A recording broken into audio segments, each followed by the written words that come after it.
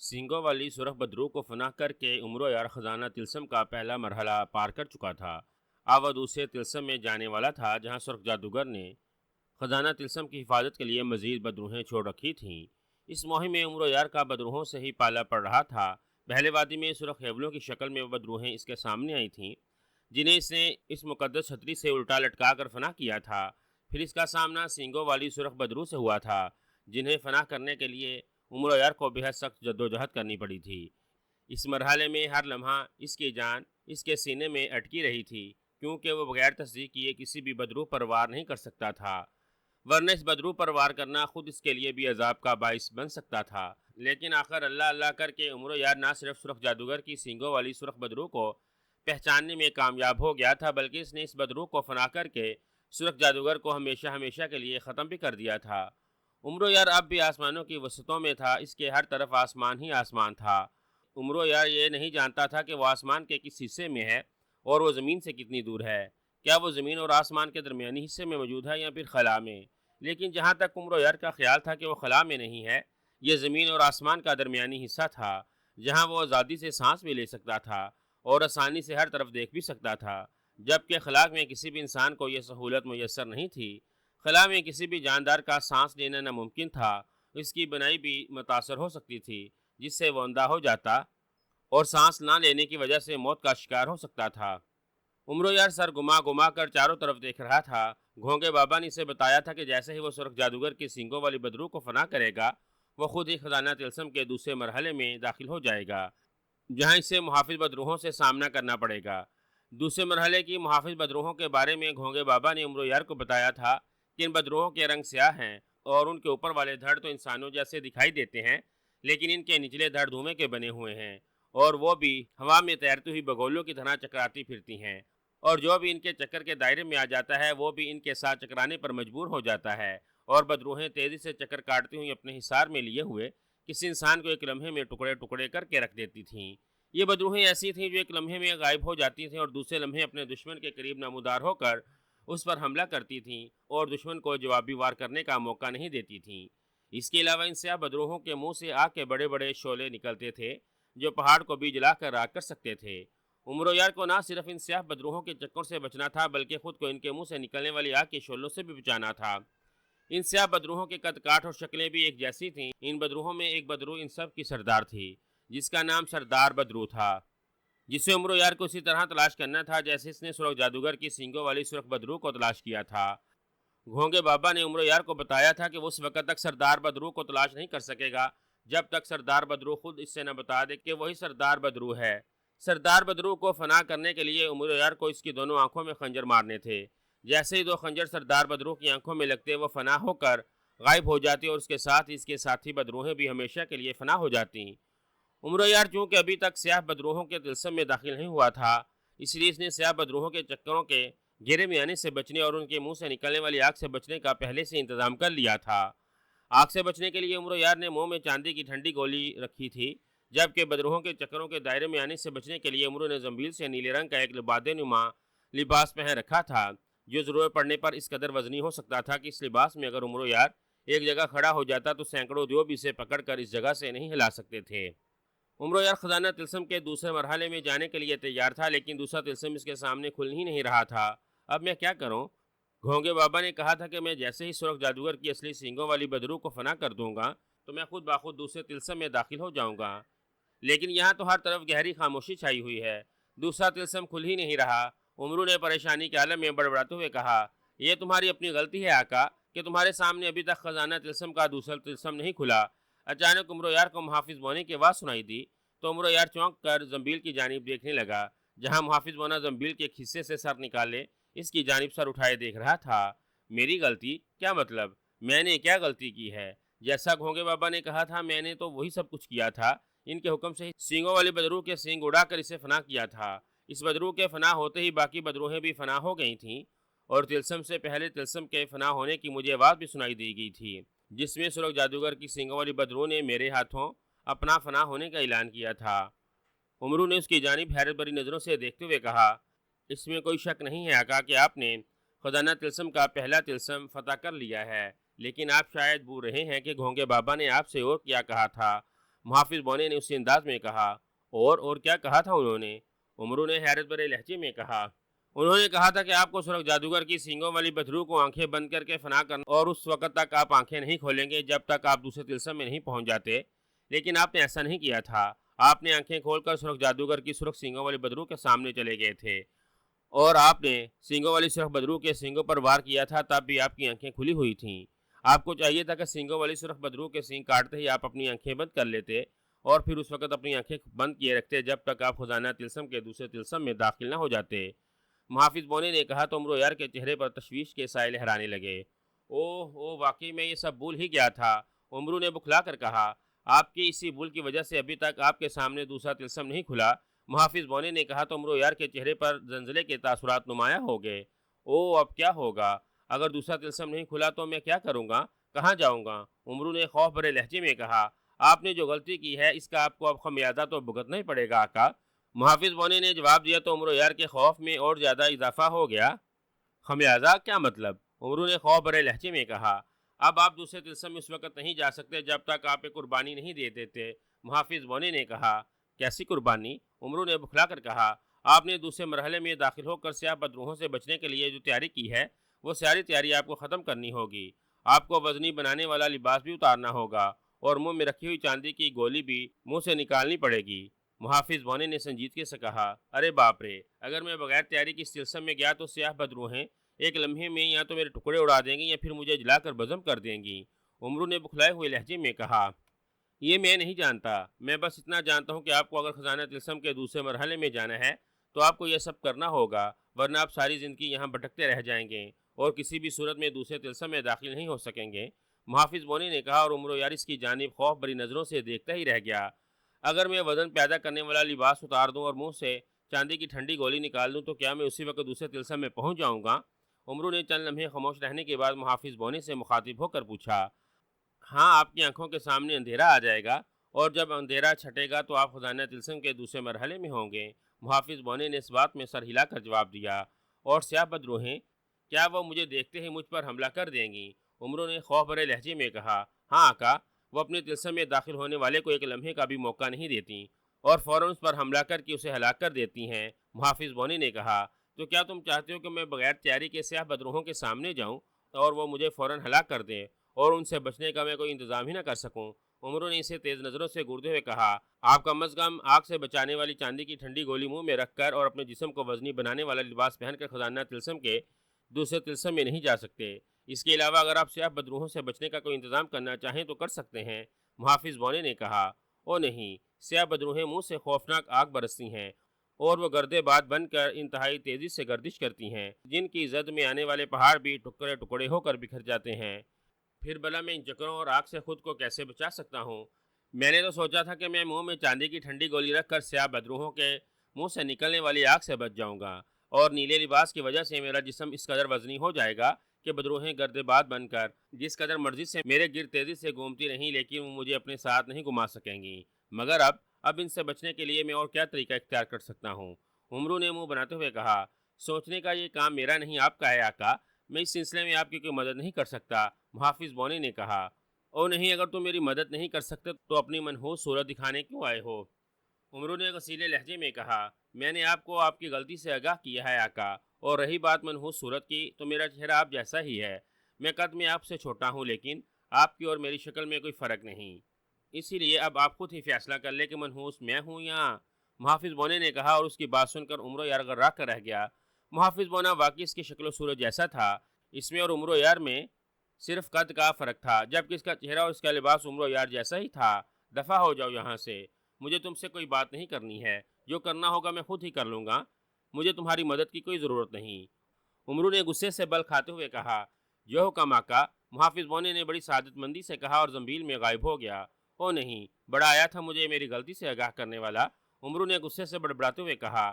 اس کے چہرے پر انتہائی پریشانی کے تاثرات تھے، اس نے واقعی گھونگے بابا کی ہدایت پر عمل نہیں کیا تھا اور اس نے اس سلسلے میں آ کر سرخ جادوگر کی سینگوں والی بدرو کو آنکھیں بند کیے بغیر اس کے سر پر موجود سینگ کاٹ کر اسے فنا کر دیا تھا۔ یہی وجہ تھی کہ ابھی تک وہ خزانہ طلسم کے دوسرے طلسم میں نہیں پہنچ سکا تھا، اور محافظ بونے نے اسے بتایا تھا کہ وہ خزانہ طلسم کے دوسرے مرحلے میں تب ہی داخل ہو سکتا ہے جب وہ اپنے دوسرے طلسم کی سیاہ بدروہوں سے بچنے کے لیے اپنی ساری تیاریاں ختم کر دے گا۔ اور عمر یار جانتا تھا کہ اگر اس نے وزن پیدا کرنے والا لباس اتار دیا اور منہ سے چاندی کی ٹھنڈی گولی نکال دی اور وہ ویسے ہی خزانہ تلسم کے دوسرے تلسم میں داخل ہو گیا تو وہاں موجود سیاہ بدروہیں اسے دوسرا سانس لینے کا موقع نہیں دیں گی اور عمر یار ان سے کسی طور پر نہیں بچ سکے گا۔ اب میں کیا کروں؟ اگر میں محافظ بونے کی بات مانتا ہوں تب بھی مرتا ہوں، اگر نہیں مانتا تب بھی۔ اگر میں ساری تیاریاں ختم کر کے دوسرے تلسم میں گیا تو سیاہ بدروہیں مجھے ایک لمحے میں ہلاک کر دیں گی، اور اگر میں یہیں رکا رہا تو ہمیشہ ہمیشہ کے لیے یہیں بھٹکتا رہ جاؤں گا۔ عمرو نے پریشانی کے عالم میں کہا۔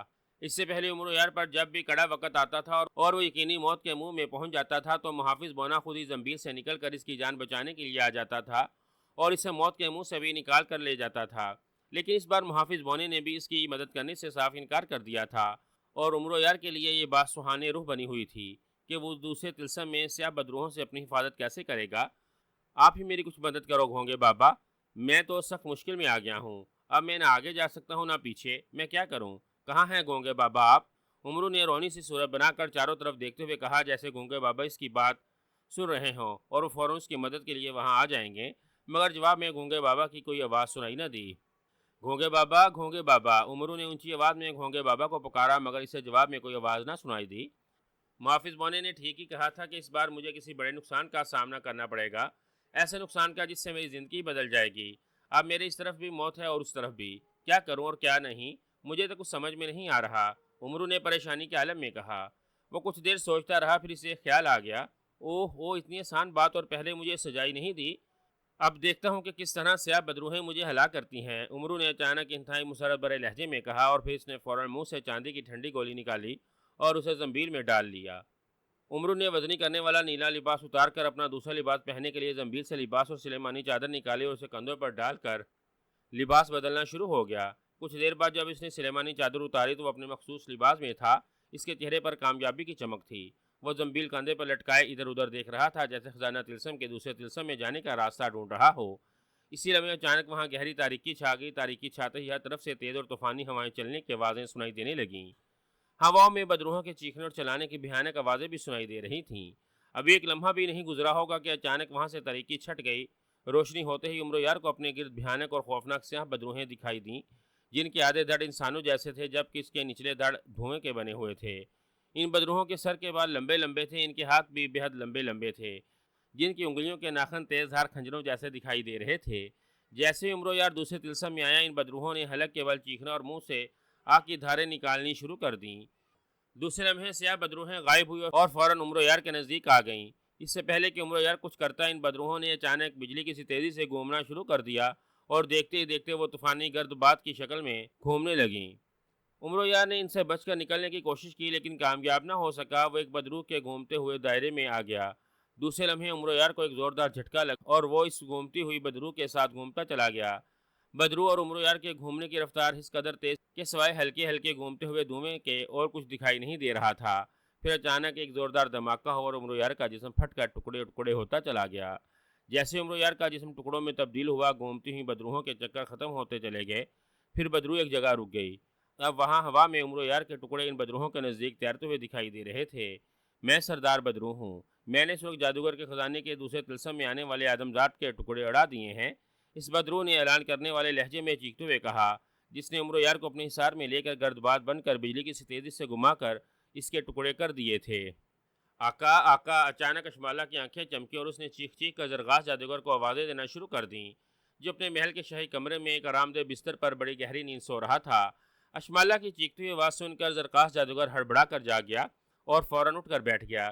اس کے کمرے میں ایک دیوار پر مشعل جل رہی تھی جس کی روشنی پورے کمرے میں پھیلی ہوئی تھی۔ زرغاس جادوگر نے پلنگ کے ساتھ ہی اپنی چھڑی کھڑی کر رکھی تھی جس کے سرے پر اشمالہ نامی کھوپڑی لگی ہوئی تھی۔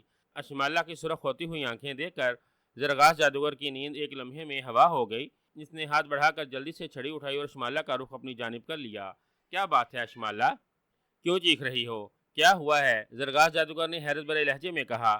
آقا مجھے ایسا لگ رہا ہے جیسے عمرو یار خزانہ تلسم کے دوسرے مرحلے میں پہنچ گیا ہے اور اشمالہ نے پریشانی کے عالم میں کہا، دوسرے مرحلے میں کیا مطلب؟ کیا اس نے سرخ جادوگروں کی سینگوں والی بدروح کو فنا کر دیا ہے اور یہ تم اور کہہ کر خاموش ہو گئی ہو؟ زرغاس جادوگر نے بری طرح سے چونکتے ہوئے کہا، عمرو یار نے خزانہ تلسم کا پہلا مرحلہ عبور کر لیا ہے آقا، اس نے نہ صرف سرخ جادوگر کی اصلی سینگوں والی بدروح کو پہچان لیا تھا بلکہ اسے آگ میں جلا کر اس کے دونوں سینگ بھی کاٹ کر پھینک دیے تھے، جس کی وجہ سے سینگوں والی سرخ بدروح فنا ہو گئی تھی، اور اس کے ساتھ اس کی ہم شکل تمام سرخ بدروہیں بھی ختم ہو گئی تھیں۔ پہلا مرحلہ ختم ہوتے ہی عمر و یار نے دوسرے مرحلے میں جانا تھا۔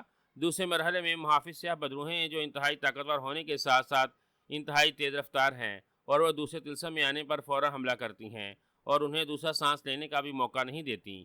عمر و یار کے ساتھ بھی ایسا ہی ہوا ہے آقا۔ عمر و یار جیسے ہی دوسرے طلسم میں داخل ہوا، اس پر سیاہ بدروہیں ٹوٹ پڑیں اور عمر و یار کو لے کر طوفانی گرد باد بن کر عمر و یار کو اپنے ساتھ گھمانا شروع کر دیا۔ ہوا کے تیز دباؤ کی وجہ سے عمر و یار اس گرد باد میں خود کو بچا نہیں سکا تھا، جس کے نتیجے میں اس کے جسم کے پرخاشے اڑ گئے تھے۔ اشمالا نے کہا اور زرغاش جادوگر بری طرح سے اچھل پڑا۔ اوہ اوہ، تمہارا کہنے کا مطلب ہے کہ عمر و یار ہلاک ہو چکا ہے؟ زرغاش جادوگر نے بری طرح سے چونکتے ہوئے کہا۔ ہاں آقا، بظاہر مجھے ایسا ہی لگ رہا ہے، اشمالا نے کہا۔ بظاہر کیا مطلب؟ یہ تمہاری بظاہر سے کیا مراد ہے؟ زرغاش جادوگر نے حیرت بھرے لہجے میں کہا۔ میں عمر یار کی لاش کے ٹکڑے دیکھ رہی ہوں آقا، مگر اشمالا ایک بار پھر کہتے کہتے رک گئی۔ او نہیں، یہ تم بار بار کہتے کہتے رک کیوں جاتی ہو؟ مجھے پوری بات بتایا کرو، تمہارے ادھورے فکروں سے مجھے شدید کوفت ہوتی ہے، زرغاش جادوگر نے جھنجھلائے ہوئے لہجے میں کہا۔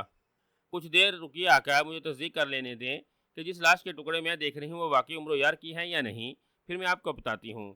اگر تو واقعی عمر یار ہلاک ہو چکا ہے تو پھر آپ کو فوراً میرے ساتھ خزانہ طلسم میں جانا پڑے گا، ورنہ خزانہ طلسم ہمیشہ ہمیشہ کے لیے غائب ہو جائے گا اور آپ خزانہ طلسم کا سنہری خزانہ کسی بھی صورت میں حاصل نہیں کر سکیں گے۔ اشمالا نے کہا۔ او نہیں نہیں، جلدی کرو، میں تمہارے ساتھ ابھی وہاں جانے کے لیے تیار ہوں، زرغاش جادوگر نے گھبرا کر کہا۔ اشمالا کی آنکھوں کی سرخ روشنی کم ہوئی اور پھر بالکل ختم ہو گئی۔ اب اشمالا بالکل بے جان دکھائی دے رہی تھی۔ زرغاش جادوگر اس کی جانب انتہائی بے تاب اور بے چین نظروں سے دیکھ رہا تھا۔ کچھ دیر تک اشمالا کی نظریں تاریک رہیں، پھر اچانک ان میں روشنی بھرنے لگی۔ اس کی آنکھیں ایک بار پھر سرخ ہونا شروع ہو گئیں۔ کیا معلوم ہوا ہے؟ جلدی بتاؤ، زرغاش جادوگر نے اس کی آنکھیں روشن ہوتا دیکھ کر تیز لہجے میں پوچھا۔ ابھی مجھے کچھ نہیں معلوم ہو سکا آقا۔ میں نے اس سلسلے میں جا کر قریب سے عمر یار کی لاش کے ٹکڑے دیکھنے کی کوشش کی تھی، لیکن وہاں ہر طرف سیاہ بدروہیں موجود ہیں جو مجھے دیکھ کر گھبرانا شروع ہو گئی تھیں، اور انہوں نے فوراً مجھے طلسم سے جانے کا حکم دیا تھا۔ اگر میں مزید وہاں رکتی تو سیاہ بدروہوں کی سردار مجھے منہ سے آگ اگل کر فوراً جلا کر بزم کر دیتی، اس لیے میں فوراً وہاں سے بھاگ آئی ہوں، اشمالا نے کہا۔ او نہیں، تو پھر کیسے پتہ چلے گا عمر یار ہلاک ہوا ہے یا نہیں، اور دوسرے طلسم میں جس لاش کے ٹکڑے ہیں وہ عمر یار کے ہیں یا نہیں؟ زرغاش جادوگر نے بے چینی سے پوچھا۔ میں سوچ کر بتاتی ہوں آقا، اشمالا نے کہا۔ او نہیں، کہیں ایسا نہ ہو کہ تمہاری سوچ طویل ہو جائے، تم یہی سوچتی رہ جاؤ اور وہاں خزانہ طلسم ہی ہمیشہ ہمیشہ کے لیے غائب ہو جائے۔ جو کرنا ہے جلدی کرو، زرغاش جادوگر نے گھراتے ہوئے کہا۔ جو حکم آقا، میں ایک بار پھر یہ پتہ لگانے کی کوشش کرتی ہوں کہ عمر یار ہلاک ہوا ہے یا نہیں، اشمالا نے زرغاش جادوگر کو غصے میں دیکھ کر سہمے ہوئے لہجے میں کہا۔ جلدی کرو اشمالا، جلدی، یہ بتاؤ کیا ہوا تھا؟ تمہیں کیسے معلوم ہوا تھا کہ عمر یار خزانہ طلسم کے دوسرے طلسم میں داخل ہو گیا ہے اور اس پر سیاہ بدروہوں نے حملہ کیا ہے؟ زرغاش جادوگر نے پوچھا۔ میں عمر یار پر مسلسل نظریں رکھے ہوئے تھی آقا، میں نے عمر یار کو دوسرے طلسم میں نمودار ہوتا دیکھا تھا۔ عمر یار جیسے ہی وہاں نمودار ہوا، سیاہ بدروہیں اسے کوئی موقع دیے بغیر اس کے سر پر پہنچ گئی تھیں، اشمالا نے کہا، اور پھر اس نے زرغاش جادوگر کو عمر یار کے گرد باد میں جانے اور اس کے جسم کے ٹکڑے ہونے کی ساری تفصیل بتا دی۔ او نہیں، اگر تم نے عمر یار کے خود ٹکڑے اٹھتے دیکھے ہیں تو تمہیں اب کس بات کا شک ہے کہ لاش کے وہ ٹکڑے عمر یار کے نہیں ہیں؟ زرغاش جادوگر نے غصیلے لہجے میں کہا۔ آقا، عمر یار گوشت پوست کا انسان ہے، اس کی رگوں میں خون بھی گردش کرتا ہے۔ میں نے جب اس کے پاس ٹکڑے دیکھے تو اس کے جسم سے خون کا ایک قطرہ بھی نہیں نکلا تھا، جبکہ اس کے ٹکڑے ہوئے تھے جسم کے ساتھ اس کا خون بھی اچھلنا چاہیے تھا، لیکن ایسا نہیں ہوا تھا۔ اب بھی مجھے عمر یار کی لاش کے ٹکڑوں سے خون کی ایک بوند بھی ٹپکتی ہوئی دکھائی نہیں دے رہی ہے، جس کی وجہ سے مجھے شک ہو رہا ہے کہ وہ عمر یار نہیں بلکہ اس کا کوئی ہم شکل پتلا تھا، اشمالا نے کہا، اور زرغاش جادوگر آنکھیں پھاڑ پھاڑ کر اشمالا کی جانب دیکھتا رہ گیا۔ عمرو کا ہم شکل پتلا؟ یہ عمر یار کا ہم شکل پتلا کہاں سے آ گیا؟ اگر وہ عمر یار کا ہم شکل پتلا تھا تو پھر عمر یار کہاں ہے؟ کیا وہ تمہیں دکھائی نہیں دے رہا؟ زرغاش جادوگر نے اسی طرح انتہائی حیرت بھرے لہجے میں پوچھا۔ نہیں آقا، یہی تو حیرت کی بات ہے، مجھے نہ تو کہیں عمر یار دکھائی دے رہا ہے اور نہ ہی اس سلسلے میں مجھے عمر یار کی بو محسوس ہو رہی ہے، اشمالا نے جواب دیتے ہوئے کہا۔ حیرت ہے؟ اگر عمر یار ہلاک نہیں ہوا تو وہ کہاں غائب ہو گیا؟ زرغاش جادوگر نے کہا۔ ایک اور حیرت انگیز بات ہے آقا، اشمالا نے کہا۔ وہ کیا؟ زرغاش جادوگر نے پوچھا۔ عمر یار کی لاش کے تو سینکڑوں ٹکڑے ہو گئے ہیں، لیکن اس کے کاندھوں پر جو تھیلے ہے جسے وہ زنبیل کہتا ہے، اس سے کچھ بھی نہیں ہوا اور وہ بالکل صحیح سلامت اور جسم میں یوں تیرتی پھر رہی ہے جیسے اسے کچھ ہوا نہ ہو، اشمالا نے کہا۔ کیا مطلب؟ کیا تمہارے خیال میں عمر یار کے ساتھ اس کی زنبیل کے بھی ٹکڑے اڑ جانے چاہیے تھے؟ زرگاہ جادوگر نے پوچھا۔ ہاں آقا، جس وقت سیاہ بدرو نے گرد باد کے طوفان میں عمر یار کو اپنی عزت میں لیا تھا تب یہ زنبیل عمر یار کے کاندھوں پر ہی تھی۔ عمر یار کے تو فوراً ٹکڑے اڑ گئے تھے، لیکن اس کی زنبیل کو کچھ نہیں ہوا تھا، اور حیرت کی بات یہ ہے کہ اب زنبیل ہر طرف اٹھتی پھر رہی ہے، جیسے اسے کوئی نادیدہ طاقت لے کر اٹھتی چلی جا رہی ہو۔ اشمالا نے جواب دیا۔ کیا تم کسی طرح سے وہ زنبیل یہاں لا سکتی ہو؟ زرگاہ جادوگر نے پوچھا۔ نہیں آقا، میں اس سلسلے میں اب صرف جھانک سکتی ہوں۔ اگر میں دوبارہ وہاں گئی تو سیاہ بدروہوں کی سردار بدرو مجھے نہیں چھوڑے گی اور فوراً فنا کر دے گی۔ اشمالا نے کہا۔ اب کیا کیا جائے؟ تم یہ پتہ لگانے کی کوشش کرو کہ وہ زنبیل خود بخود کیسے اڑ رہی ہے، اور عمر یار اگر ہلاک نہیں ہوا تو وہ کہاں ہے؟ زرگاہ جادوگر نے کہا۔ میں اسی کوشش میں لگی ہوئی ہوں آقا، اشمالا نے کہا۔ کتنی دیر تک تمہیں پتہ چل جائے گا کہ یہ سب کیا ہو رہا ہے؟ زرگاہ جادوگر نے بے چینی سے پوچھا۔ بس چند لمحے آقا، اشمالا نے کہا، اور ایک بار پھر اس کی آنکھیں تاریک ہو گئیں۔ او نہیں، اب میں کیا کروں؟ کہیں ایسا نہ ہو کہ عمر یار حقیقت میں ہلاک ہو جائے اور میں یہاں بیٹھا یہی سوچتا رہ جاؤں کہ عمر یار ہلاک ہوا ہے یا نہیں۔ جب تک اشمالا کو کچھ پتہ چلے گا اس وقت تک اگر خزانہ طلسم غائب ہو گیا تو میں کیا کروں گا؟ زرگاہ جادوگر نے غصے اور پریشانی سے بڑبڑاتے ہوئے کہا۔ اس کی نظریں بددستور کھوپڑی پر جمی ہوئی تھیں، جس کی آنکھیں بددستور تاریک تھیں۔ جلدی کرو اشمالا، مجھے کچھ بتاؤ کہ کیا ہوا ہے، میں بے حد پریشان ہوں۔ زرگاہ جادوگر نے کھوپڑی کی جانب دیکھتے ہوئے تیز لہجے میں کہا تو اچانک کھوپڑی کی آنکھیں روشن ہو گئیں۔ عمر یار زندہ ہے آقا، اشمالا نے اچانک چیختے ہوئے کہا، اور اس کی بات سن کر زرگاہ جادوگر ایک بار پھر اچھل پڑا۔ عمر یار زندہ ہے؟ یہ تم کیا کہہ رہی ہو؟ ابھی تو تم نے کہا تھا کہ تم نے عمر یار کے اپنی آنکھوں سے ٹکڑے اڑتے دیکھے ہیں، اور اب کہہ رہی ہو کہ عمر یار ابھی زندہ ہے۔ زرگاہ جادوگر نے آنکھیں پھاڑتے ہوئے کہا۔ میں آپ کو بتاتی ہوں آقا، سب کچھ بتاتی ہوں، اشمالا نے کہا، اور پھر وہ عمر یار کے بارے میں بتانے لگی۔ اس نے جس عمر یار کے ٹکڑے اڑتے دیکھے تھے وہ کون تھا، اور وہ اب کیسے کہہ رہی ہے کہ عمر یار ہلاک نہیں ہوا اور وہ ابھی تک زندہ ہے۔ اس کی بات سن کر زرگاہ جادوگر کی آنکھیں حیرت سے پھیلتی جا رہی تھیں، جیسے اسے اشمالا کی بتائی ہوئی باتوں پر یقین نہ آ رہا ہو۔ عمر یار نے لباس بدلنے کے لیے سلیمانی چادر اوڑھی اور غائب ہو کر فوراً اپنی زنبیل میں گھس گیا تھا۔ زنبیل میں جاتے اس نے زنبیل سے ایک اور طلسمی پتلے کو باہر نکال دیا تھا تاکہ وہ اس کی جگہ لے لے۔ پتلا جو ماش کے آٹے کا بنا ہوا تھا، اس نے زنبیل سے نکلتے عمر یار کی زنبیل اپنے کاندھے پر ڈال لی تھی۔ عمر یار جیسی زنبیل میں داخل ہوا، اس کی جگہ اس کا ہم شکل پتلا زنبیل سے باہر آیا۔ وہاں ہر طرف تاریکی چھا گئی اور عمر یار دوسرے طلسم میں داخل ہو گیا۔ سیاہ بدرو نے جس عمر یار کو طوفانی گرد باد میں لے جا کر گمایا تھا وہ عمر یار نہیں بلکہ اس کا ہم شکل پتلا ہی تھا۔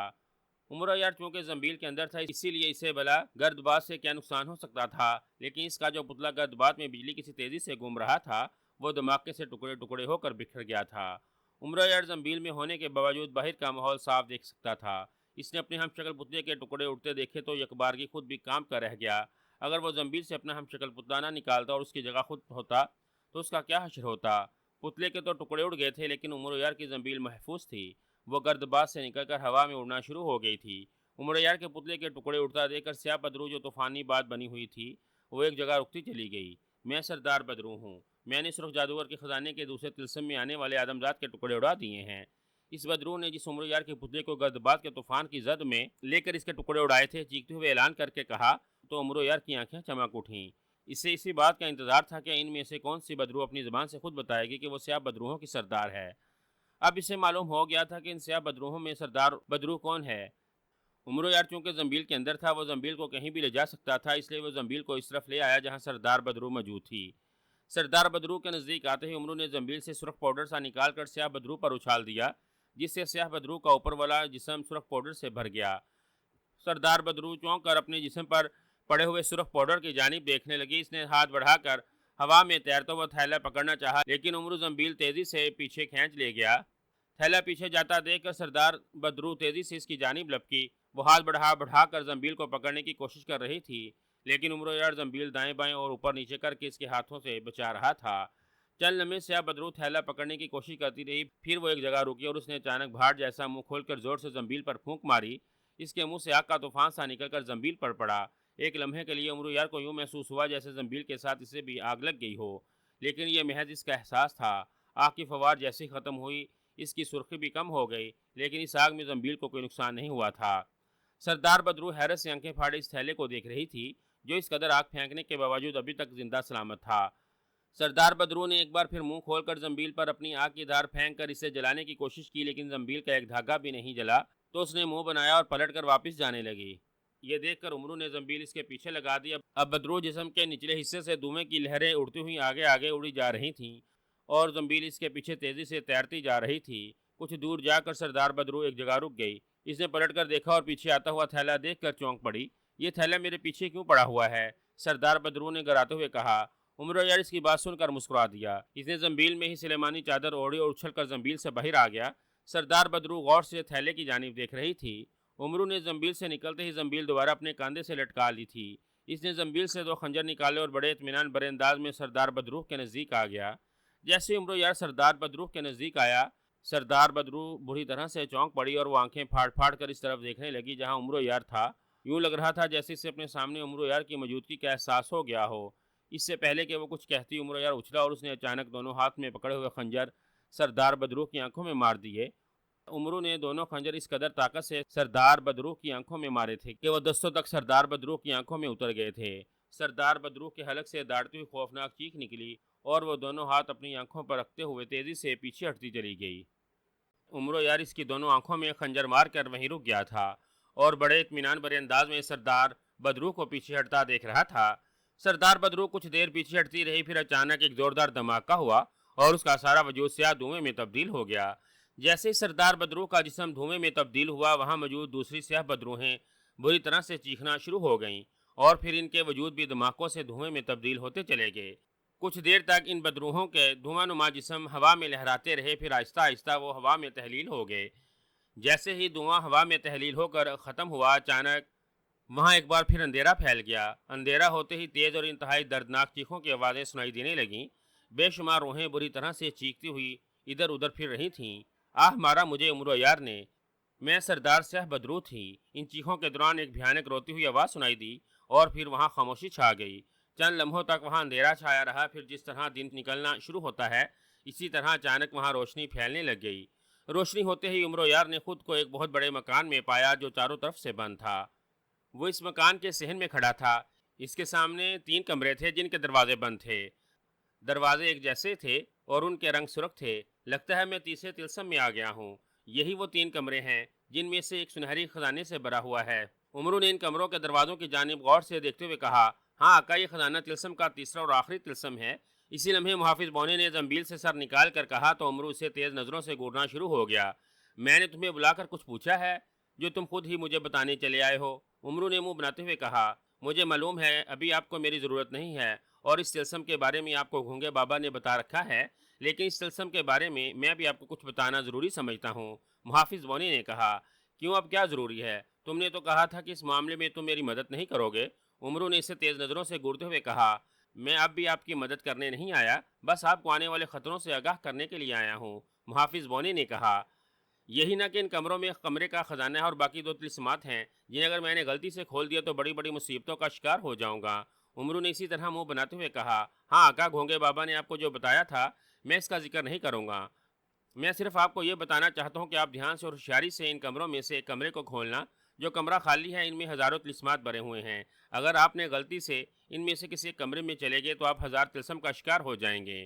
ان دونوں کمروں میں آپ کو ایک 1000 طلسمات پار کرنے ہوں گے جن سے گزرتے ہوئے آپ کی عمر بیت جائے گی، تب بھی وہ طلسمات ختم نہیں ہوں گے۔ محافظ بونے نے کہا اور اس کی بات سن کر عمرو یار کا چہرہ زرد پڑ گیا۔ 1000 طلسمات؟ عمرو نے خوف بھرے لہجے میں کہا، ہاں آقا، اگر آپ ان طلسمات میں جانے سے بچنا چاہتے ہو تو پھر آپ کو ہر حال میں خزانے والے کمرے میں ہی جانا ہوگا۔ محافظ بونے نے کہا، میں کوشش کروں گا۔ عمرو نے ہکلا کر کہا۔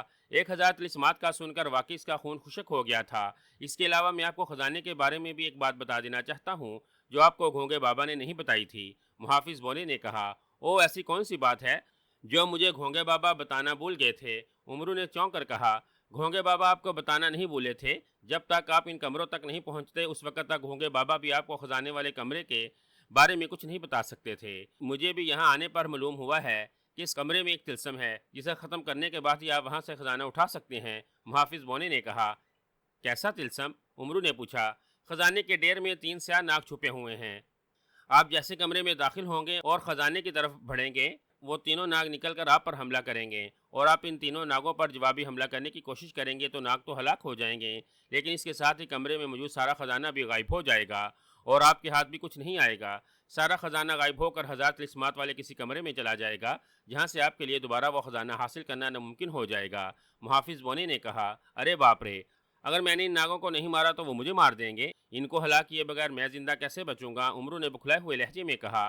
خزانے کے ڈیر کے پاس ایک ستون ہے، اس ستون کے ساتھ نیلے رنگ کا ایک پردہ پڑا ہوا ہے، پردے کے نیچے آپ کو 2 انسانی کھوپڑیاں دکھائی دیں گی۔ جیسے ہی سیاہ ناگ نکل کر آپ پر حملہ کریں گے، آپ ان سے بچتے ہوئے ان کھوپڑیوں کے پاس پہنچ جانا اور ان دونوں کھوپڑیوں کو تلوار حیدری سے توڑ دینا۔ کھوپڑیوں کے ٹوٹتے ہی تینوں ناگ غائب ہو جائیں گے، اس کے بعد آپ وہاں سے اطمینان سے سارا خزانہ حاصل کر سکتے ہیں۔ محافظ بونے نے کہا، وہ ٹھیک ہے، تو ان ناگوں کا طلسم ختم کرنے کے لیے مجھے کھوپڑیوں کو توڑنا ہے؟ عمرو نے کہا، ہاں آقا، اور اب میں آپ کو ایک اور اہم بات بتانا چاہتا ہوں، اگر آپ اس پر عمل کریں گے تو ٹھیک، ورنہ آپ کی مرضی۔ محافظ بونے نے کہا، کون سی بات ہے بتاؤ؟ عمرو نے کہا، کوشش کریں کہ آپ سنہری خزانہ اس بار اپنی زنبیل میں نہ ڈالیں بلکہ کسی اور جگہ رکھیں۔ محافظ بونے نے کہا، خزانہ زنبیل میں نہ ڈالوں، اسے کسی اور جگہ رکھوں؟ کیا مطلب ہے اس بات کا؟ کمرے میں دنیا کا سب سے بڑا خزانہ موجود ہے اور تم کہہ رہے ہو کہ میں اسے زنبیل میں نہ ڈالوں؟ اگر میں اتنا بڑا خزانہ زنبیل میں نہیں ڈالوں گا تو کہاں ڈالوں گا؟ میری قمیض کی تو جیبیں اتنی بڑی نہیں کہ سارا خزانہ ان میں سما جائے۔ عمرو نے حیران ہوتے ہوئے کہا، مجھے آپ کو جو مشورہ دینا تھا وہ میں نے دے دیا، اس پر عمل کرنا یا نہ کرنا آپ کی مرضی، اب چلتا ہوں۔ محافظ بونے نے کہا اور وہ زنبیل میں چلا گیا۔ او نہیں، یہ محافظ بونا مجھے زنبیل میں خزانہ ڈالنے سے منع کیوں کر رہا ہے؟ عمرو نے حیران ہوتے ہوئے کہا۔ وہ کافی دیر تک سوچتا رہا مگر اسے محافظ بونے کی بات کا مطلب سمجھ نہیں آ رہا تھا۔ او نہیں، میں بعد میں سوچوں گا کہ مجھے خزانہ کہاں رکھنا ہے، پہلے تو مجھے یہ سوچنا ہے کہ میں ان 3 کمروں میں سے کس کمروں کو کھولوں جس میں سنہری خزانہ موجود ہے۔ کہیں ایسا نہ ہو کہ میں غلطی سے 1000 طلسمات والے کمرے میں داخل ہو جاؤں، اگر ایسا ہوا تو میری زندگی ان طلسمات کو سر کرتے ہوئے گزر جائے گی۔ عمرو نے سر جھٹکتے ہوئے کہا۔ وہ آگے بڑھا اور کمرے کے دروازے پر اس نے لگے ہوئے کنڈے اور تالے کی طرف دیکھنے لگا۔ تالے میں ایک خانچہ سا بنا ہوا تھا جس میں ایک چابی کا نشان دکھائی دے رہا تھا، اس میں چابی لگانے کی کوئی جگہ نہیں تھی۔ گونگے بابا نے عمرو کو بتایا تھا کہ اس تالے میں اسے اپنا خون ڈالنا ہوگا، جس کے چابی کے کھانے میں اس کے خون کی چابی بن جائے گی اور تالا خود بخود کھل جائے گا۔ تینوں کمروں کے دروازے پر لگے ہوئے تالے بالکل ایک جیسے تھے اور ان سب میں ایک جیسی ہی چابیاں گدی ہوئی تھیں۔ دروازوں کا رنگ اور ان کا سائز بھی ایک تھا۔ عمرو یار ان دروازوں کو اور دروازوں کے ساتھ دیواروں کو بھی ٹھونک بجا کر دیکھ رہا تھا کہ شاید ان کمروں کی بناوٹ اور دروازوں میں کوئی فرق دکھائی دے جائے، لیکن ایسا کچھ نہیں تھا۔ نہ تو کمرے کی دیواروں کی بناوٹ میں کوئی فرق تھا اور نہ ہی دروازوں میں کوئی فرق۔ عمرو یار اپنا سر پکڑ کر رہ گیا۔ وہ اس بات کا قطعی اندازہ نہیں لگا پا رہا تھا کہ ان میں سے کون سا دروازہ اس کمرے کا ہے جس میں خزانہ موجود ہے۔ لگتا ہے اس سلسلے میں واقعی میں پاگل ہو جاؤں گا۔ اب میں کیسے معلوم کروں کہ ان میں سے کون سا دروازہ اس کمرے کا ہے جس میں خزانہ موجود ہے؟ میری ذرا سی غلطی مجھے سیدھی موت کے منہ میں لے جائے گی۔ عمرو نے پریشانی کے عالم میں بڑبڑاتے ہوئے کہا۔ اس نے آگے بڑھ کر ایک بار پھر غور سے کمروں کے دروازوں پر لگے ہوئے تالوں کو دیکھا مگر اسے ان میں کوئی ایک فرق بھی دکھائی نہیں دے رہا تھا۔ لگتا ہے اس بار میں برا پھنسا ہوں اور میرے پاس بچت کا بھی کوئی راستہ نہیں۔ اب یہ میری قسمت ہی ہوگی کہ میں کس کمرے کا دروازہ کھولتا ہوں اور آگے میرے ساتھ کیا ہوتا ہے۔ عمرو نے بڑبڑاتے ہوئے کہا۔ اس نے زنبیل سے خنجر نکالا اور اسے لیے ہوئے درمیانی کمرے کے دروازے کے پاس آ گیا۔ اس دروازے کے پاس آ کر اس نے پہلے دائیں والے کمرے کے دروازے کی طرف دیکھا، پھر بائیں طرف والے کمرے کے دروازے کی طرف۔ کبھی اس کا دل چاہ رہا تھا کہ وہ دائیں طرف والا کمرہ کھولے اور کبھی اس کا دل کہہ رہا تھا کہ وہ بائیں جانب والا دروازہ کھولے۔ وہی کمرہ خزانے کا کمرہ ہے، جبکہ اس کا ذہن اسے درمیان والے کمرے کا دروازہ کھولنے کا کہہ رہا تھا۔ دل دائیں بائیں کمروں کے دروازے کھولنے کا کہہ رہا ہے اور دماغ اسی کمرے کا دروازہ کھولنے پر اسے اصرار کر رہا ہے۔ اب میں مانوں تو کس کی مانوں، دل کی یا پھر دماغ کی؟ عمرو نے جھنجھلائے ہوئے لہجے میں کہا۔ ایک کام کرتا ہوں، میں ان میں سے کوئی کمرہ نہیں چنتا، میں کمرہ کھولنے کا فیصلہ اپنی قسمت پر چھوڑ دیتا ہوں۔ قدرت کی طرف سے مجھے جس کمرے کا دروازہ کھولنے کا اشارہ ملے گا میں اسی کمرے کا دروازہ کھول لوں گا، پھر میری قسمت کہ میں خزانے والے کمرے میں جاؤں یا پھر طلسمات والے کمرے میں۔ عمرو نے سوچا اور پھر ان دروازوں سے پیچھے ہٹتا چلا گیا۔ وہ کمرے کے دروازوں سے تقریباً 10 فٹ دور ہٹ آیا تھا۔ عمرو نے دل ہی دل میں اللہ تعالیٰ سے دعا مانگی اور پھر اس نے خنجر کی نوک انگوٹھے اور اس کے ساتھ والی انگلی میں پکڑی اور آنکھیں بند کر لیں۔ چند لمحے عمرو اسی طرح سے کھڑا رہا، پھر اس نے آہستہ آہستہ چاروں طرف گھومنا شروع کر دیا۔ گھومتے گھومتے وہ اس طرف مڑ کر رہ گیا جس طرف کمرے تھے، لیکن اب عمرو یار کو اس بات کا اندازہ نہیں تھا کہ اس کا رخ کس کمرے کی طرف ہے۔ وہ دائیں والے کمرے کے سامنے تھا، درمیانی کمرے کے سامنے یا پھر بائیں کمرے کے سامنے۔ عمرو نے ایک بار پھر دل ہی دل میں اللہ تعالیٰ سے مدد مانگی اور پھر اس نے پوری قوت سے ہاتھ میں پکڑا ہوا خنجر سامنے کی جانب اچھال دیا۔ کچ کی آواز سن کر عمرو یار کے چہرے پر تناؤ سا آ گیا۔ خنجر لکڑی کے بنے ہوئے کسی دروازے پر لگا تھا، لیکن عمرو نہیں جانتا تھا کہ خنجر کس کمرے کے دروازے پر لگا ہے۔ اس نے ڈرتے ڈرتے اور دل ہی دل میں اللہ کو یاد کرتے ہوئے آنکھیں کھولیں تو یہ دیکھ کر حیران رہ گیا، اس کا خنجر درمیان والے کمرے کے دروازے پر ہی گڑا ہوا تھا۔ تو یہ ہے خزانے والا کمرہ۔ عمرو نے کہا اور تیز تیز چلتا ہوا اس کمرے کے پاس آ گیا۔ اس نے دروازے میں گڑا ہوا خنجر کھینچ کر باہر نکالا اور خوف بھری نظروں سے اس دروازے کو دیکھنے لگا۔ قدرت کی مدد لینے کے باوجود اس کا دل ڈرا ہوا تھا کہ کہیں یہ کمرہ ہزار تلسم والا کمرہ ہی نہ ہو، لیکن اب چونکہ وہ فیصلہ کر چکا تھا اسی کمرے کو کھولے گا جس پر خنجر گڑا تھا۔ اسے یقین ہے کہ قدرت اس کے ساتھ ناانصافی نہیں کرے گی۔ چنانچہ اس نے تمام وسوسے ذہن سے جھٹکے اور اس نے خنجر کی نوک اپنے بائیں ہاتھ کی ایک انگلی پر چھوٹا سا زخم لگا لیا۔ جیسے انگلی پر زخم لگا وہاں سے خون کی بوندیں ابھرنا شروع ہو گئیں۔ عمرو نے خنجر زنبیل میں ڈالا اور دوسرے ہاتھ سے اس نے تالا پکڑ کر اسے اوپر اٹھایا اور دل ہی دل میں اللہ تعالیٰ کو یاد کرتا ہوا اس سالے کے کھانچے کی انگلی سے نکلنے والے خون کی بوندیں ٹپکانا شروع ہو گیا۔ خون کی بوندوں سے چابی والا کھانچا بھرتا جا رہا تھا۔ یوں لگ رہا تھا جیسے کھانچے میں عمرو یار کے خون کی چابی بنتی جا رہی ہے۔ جیسے ہی چابی والا کھانچا بھرا اسی لمحے کٹک کی تیز آواز کے ساتھ تالا کھل گیا۔ تالا کھلنے کی آواز سن کر عمرو یار کا دل تیزی سے دھڑکنا شروع ہو گیا۔ اس نے اندازے سے ہی اس کمرے کا تالا کھولا تھا۔ اب اس کمرے میں کیا تھا یہ تو کمرہ کھلنے کے بعد ہی عمرو کو پتہ چل سکتا تھا۔ اس کی قسمت ہی تھی جو اسے اس کمرے تک پہنچا دیتی جہاں خزانہ موجود تھا۔ اگر یہ خزانے والا کمرہ نہ ہوتا تو عمرو یار ہزار ہزار طلسمات والے کسی دوسرے کمرے میں داخل ہو جاتا جہاں سے اس کی واپسی ناممکن تھی۔ لیکن اب عمرو یار کچھ نہیں کر سکتا تھا کیونکہ اس نے اپنے خون سے چابی بنا کر درمیان والے کمرے کا تالا کھولا تھا۔ اسے بہرحال میں اسی کمرے میں داخل ہونا تھا۔ تالا کھلتے ہی خود ہی اچھل کر نیچے گرا اور دروازے کے ساتھ کنڈی بھی خود بخود کھلتی چلی گئی اور ساتھ ہی دروازے کے کواڑ تیز آواز پیدا کرتے ہوئے اندر کی جانب کھلتے چلے گئے۔ دروازے کے کواڑ کھلنے کی آواز اس قدر تیز اور خوفناک تھی کہ عمرو یار کو اپنی رگوں میں خون جمتا ہوا محسوس ہو رہا تھا۔ کچھ ہی دیر میں پورا دروازہ کھل گیا۔ کمرے میں اندھیرا پھیلا ہوا تھا۔ باہر سے عمرو یار کو اندھیرے کی وجہ سے کمرے میں کچھ دکھائی نہیں دے رہا تھا۔ وہ چند لمحے آنکھیں پھاڑ پھاڑ کر کمرے میں دیکھنے کی کوشش کر رہا تھا، لیکن کمرے کا اندھیرا اس قدر زیادہ تھا کہ اسے کچھ دکھائی نہیں دے رہا تھا۔ عمرو نے خوف سے تھوک نکل کر اپنا خشک ہوتا ہوا حلق تر کیا اور ایک بار پھر اللہ کا نام لیتا ہوا کمرے کی جانب بڑھ گیا۔ وہ بےحد ڈرے ڈرے انداز میں اور چھوٹے چھوٹے قدم اٹھاتا ہوا کمرے میں داخل ہوا تھا۔ جیسے وہ کمرے میں داخل ہوا اس کے پیچھے کمرے کا دروازہ زوردار چڑچڑاہٹ کی آواز کے ساتھ بند ہوتا چلا گیا۔ دروازے کی چڑچڑاہٹ اور بند ہونے کی آواز سن کر عمرو یار کا دل جیسے بیٹھ گیا۔ کمرے میں گہرا سکوت چھایا ہوا تھا۔ عمرو یار کا دل چیخ چیخ کر کہہ رہا تھا کہ اس نے غلط کمرے میں قدم رکھ لیے ہیں۔ اب اس کے سامنے 1000 موت کے خوفناک طلسم کھلنے والے ہیں جنہیں سر کرتے کرتے اس کی عمر بیت جائے گی۔ اسے اپنے جسم میں جان سی نکلتی محسوس ہو رہی تھی۔ کمرے کا اندھیرا جیسے ختم ہونے کا نام نہیں لے رہا تھا۔ عمرو نے خود کو سنبھالتے ہوئے زنبیل سے تلوار حیدری نکال کر ہاتھ میں پکڑ لی اور ایک بار پھر اندھیرے میں آنکھیں پھاڑ پھاڑ کر دیکھنا شروع ہو گیا۔ پھر اچانک عمرو یار کو یوں محسوس ہوا جیسے کسی نے اس کی آنکھوں میں تیز مرچیں ڈال دی ہوں۔ کمرہ یکلخت عمرو یار کی تیز چیخ سے گونج اٹھا۔ کمرے میں اچانک تیز روشنی پھیل گئی اور یہ روشنی کا ہی اثر تھا جس کی وجہ سے عمرو یار کو اپنی آنکھوں میں تیز مرچیں سی بھرتی ہوئی محسوس ہوئی تھیں۔ اندھیرے میں اچانک ہونے والی تیز روشنی میں اس کی آنکھیں اس قدر بری طرح سے چندیا گئی تھیں کہ اس کے منہ سے بے اختیار چیخ نکل گئی تھی۔ جب عمرو یار کی آنکھیں تیز روشنی میں دیکھنے کے قابل ہوئی تو اس نے آنکھیں کھولی اور پھر اپنے سامنے خزانے کا ایک بہت بڑا ڈھیر دیکھ کر عمرو یار بے اختیار اچھل پڑا۔ خزانے میں ہیرے جواہرات، سونا چاندی سبھی کچھ موجود تھا اور یہ خزانہ اتنا بڑا تھا جسے دیکھ کر عمرو یار کا سر چکراتا ہوا محسوس ہو رہا تھا۔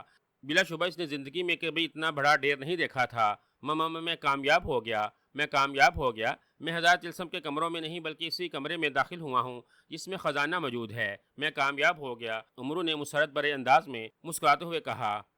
خزانہ دیکھ کر اس کی آنکھیں پھٹی کی پھٹی رہ گئی تھیں۔ وہ خود کو دنیا کا خوش قسمت ترین انسان سمجھ رہا تھا جسے ایک جادوگر کا پوری دنیا سے اکٹھا کیا ہوا سارا خزانہ مل گیا تھا۔ خزانہ دیکھ کر عمرو یار کا دل چاہا کہ وہ فوراً آگے بڑھ اور سارے کا سارا خزانہ سمیٹ کر ایک ہی بار پہ اپنی زنبیل میں ڈال لے۔ وہ آگے بڑھا ہی تھا کہ اچانک اسے زنبیل کے محافظ بونے کی بات یاد آ گئی جس نے کہا تھا کہ خزانے کے کمرے میں بھی ایک طلسم موجود ہے۔ اگر اس نے کمرے میں داخل ہو کر فوراً خزانہ اٹھانے کی کوشش کی تو سارا خزانہ وہاں سے غائب ہو کر ان 2 کمروں میں چلا جائے گا جہاں 1000 طلسم موجود ہیں۔ عمرو یار چاروں طرف دیکھ رہا تھا لیکن اسے وہاں کوئی ناگ دکھائی نہیں دے رہے تھے۔ عمرو تلوار ہاتھ میں لیا آہستہ آہستہ خزانے کے ڈھیر کی جانب بڑھا تو اچانک خزانے کے ڈھیر میں حرکت پیدا ہوئی اور وہاں سے اچانک ایک سیاہ رنگ کا خوفناک ناگ نکل آیا۔ سیاہ رنگ کا اتنا بڑا ناگ دیکھ کر عمرو یار وہیں ٹھٹک گیا۔ اسی لمحے خزانے کے ڈھیر سے ایک اور سیاہ ناگ نکلا اور پھن اٹھا کر سرخ اور گول آنکھوں سے عمرو یار کی جانب دیکھنے لگا۔ عمرو نے اگر خزانے کی جانب آنے کی کوشش کی تو فوراً اس پر جھپٹ پڑے گا اور اسے ڈس کر اسے زہر سے ہلاک کر دے گا۔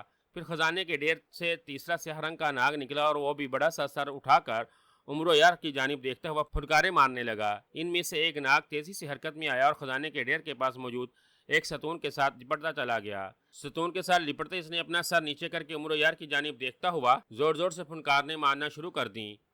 इसी लम्हे उमर यार की नजरें दाईं तरफ मौजूद सतून पर पड़ी जहां दो सफेद रंग की इंसानी खोपड़ियां पड़ी हुई थीं। उमरो यार अभी इन खोपड़ियों को देख ही रहा कि अचानक एक स्याह नाग तेजी से उछला और खजाने के ढेर से उछलता हुआ तेजी से उमरो यार की जानिब लपका। इसे अपनी तरफ आता देख कर उमरू फौरन उछल कर एक तरफ हो गया। इस तरफ सतून से लिपटा हुआ दूसरा नाग मौजूद। इसने अपना सर उठाकर उमरो यार को डसना चाहा, लेकिन उमरो यार फौरन नीचे झुक गया। नाग अपना वार खाली जाता देख कर दोनों नाग जोर जोर से फुंकारे मारना शुरू हो गए थे। नीचे मौजूद नाग एक बार फिर रेंगता हुआ उमरो यार की जानिब बढ़ा, लेकिन उमरो यार होशियार था। इसने एक ऊंची छलांग लगाई और इस नाग से ऊपर से होता हुआ दूसरे सतून की तरफ आ गया जहां दो सफेद खोपड़ियां मौजूद थीं। उमरो यार को खोपड़ियों की तरफ बढ़ता देखकर खजाने के ढेर पर मौजूद तीसरे नाग ने छलांग लगा दी। उमरो यार फौरन नीचे झुक गया, जिसके नतीजे में छलांग लगाने वाला स्याह नाग इसके ऊपर से गुजरता चला गया।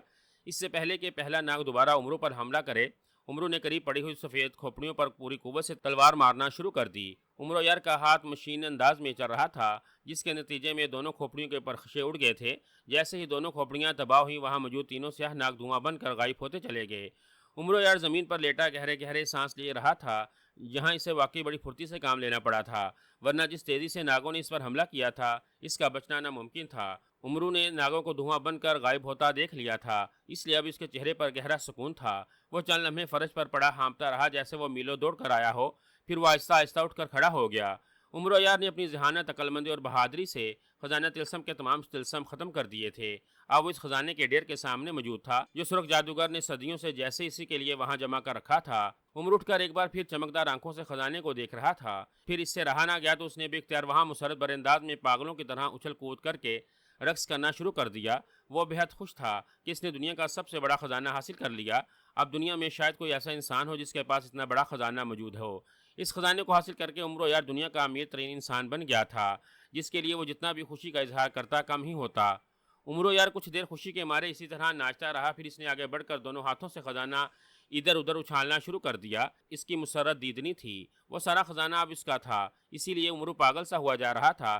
कभी वो खजाने पर उल्टा सीधा लेट जाता, कभी खजाना दोनों हाथों से उछालता हुआ मुसरत बरंदाज में कहके लगाना शुरू कर देता, और कभी वो उठकर फिर से दीवाना वार रक्स करना शुरू कर देता। फिर जब वो थक गया तो उसने दोनों हाथों से खजाना उठा उठा कर अपनी जंबील में भरना शुरू कर दिया। वो चाहता तो खजाने को कोई एक चीज़ उठाकर अपनी जंबील में डालता और जंबील को हुक्म देता कि बाकी सारा खजाना जंबील में चला जाए, तो कमरे का सारा खजाना गायब होकर खुद ब खुद इसकी जंबील में चला जाता। लेकिन उमर यार ने ऐसा नहीं किया था। वो अपने हाथों से सारा खजाना उठा उठा कर जंबील में डालना चाहता था, और वो यही कर रहा था। कमरे का खजाना जंबील में डालते हुए इसे कई घंटे लग गए थे, लेकिन इतना बड़ा खजाना हासिल करने की वजह से उमर यार इस कदर जोश और जुनून में मुब्तला हो गया था कि इसे थकावट का एहसास नहीं हो रहा था। इसके हाथ उस वक्त तक नहीं रुके थे जब तक कि इसने कमरे में मौजूद खजाने की एक एक चीज़ को उठाकर अपनी जंबील में न डाल ली। आखिर में उमर यार ने एक सुरख रंग का खूबसूरत हीरा उठाया। यह हीरा 7 कोनों वाला था, जिसके सातों कोनों से मुख्तलिफ रंगों की रोशनियां फूट रही थीं। 7 रंगी हीरा।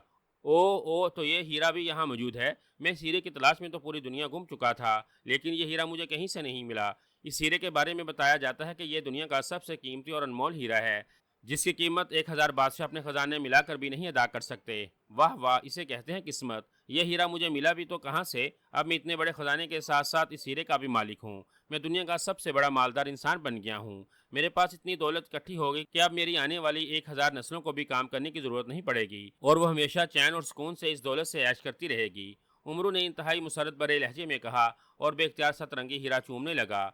वो बेहद खुश था। अभी वो 7 रंगी हीरे को देखकर खुश हो रहा था कि अचानक कमरे का फर्श बुरी तरह से लर्जने लगा। लर्जिश इस कदर तेज थी कि उमरो यार को एक जोरदार झटका लगा और वह मुश्किल गिरते गिरते संभला। खुद को संभालते हुए इसके हाथ से 7 रंगी हीरा छूट गया था, जो फर्श पर गिरकर लड़कता हुआ सामने वाली दीवार की जानिब बढ़ गया था। उमरो यार बुखला कर इस हीरे की जानिब लपका, मगर उसी लम्हे एक बार फिर जमीन लर्जी और अचानक कमरे का फर्श फटकर 2 हिस्सों में तकसीम हो गया। कमरे का फर्श दरमियान से फटा था। अब सूरत हाल यह थी कि उमरो यार फटे हुए फर्श के इस तरफ था और 7 रंगी हीरा दूसरी तरफ। अरे मेरा हीरा, मेरा हीरा, उमरू ने बुखला कर कहा। इसने फटे हुए फर्श से छलांग लगाकर दूसरी तरफ जाना चाहा, मगर उसी लम्हे फटे हुए फर्श से आग का एक तूफान सा बुलंद हुआ और उमरू छलांग लगाते लगाते बुखला कर कई कदम पीछे हट गया। फटे हुए फर्श से आग के बड़े बड़े शोले निकल रहे थे। आका जल्दी करें, यहाँ से निकलें आका। खजाना तिलस्म फना हो रहा है। अगर आप यहीं रुके रहे तो इस तिलस्म के साथ आप भी फना हो जाएंगे। अचानक जंबील से मुहाफिज बोने ने सर निकाल कर उमरो यार से मुखातिब होकर चीखते हुए कहा, मेरा मेरा हीरा। उमरों ने बुखलाए हुए लहजे में कहा, इस हीरे को छोड़िए और फौरन आंखें बंद करें। मैं आपको अभी यहाँ से निकाल के ले जाता हूँ। محافظ بونے نے چیختے ہوئے کہا، نہیں نہیں، میں 7 رنگی ہیرے کو یہاں چھوڑ نہیں سکتا، رکو، میں پہلے ہیرا اٹھا لوں، پھر میں یہاں سے نکلوں گا۔ عمرو نے کہا، اور اس نے پھٹی ہوئی زمین سے نکلتے ہوئے آگ کے شعلوں کی پرواہ کیے بغیر پوری قوت سے دوسری طرف چھلانگ لگا دی۔ آگ کے شعلوں کے درمیان سے گزرتے ہوئے اس کی آنکھوں میں سرخی سی بھر گئی تھی، لیکن یہ سرخی ایک لمحے کے لیے ہی اس کی آنکھوں کے سامنے آئی تھی، کیونکہ وہ فوراً ہی آگ کے شعلوں کے درمیان سے گزر گیا تھا۔ آگ کے شعلوں سے ہوتا ہوا وہ پیٹ کے بل تھپ سے دوسری طرف زمین پر گرا۔ اس نے فوراً ہی دونوں ہاتھ آگے کر دیے تھے تاکہ اپنے چہرے کا برتا بننے سے بچا سکے۔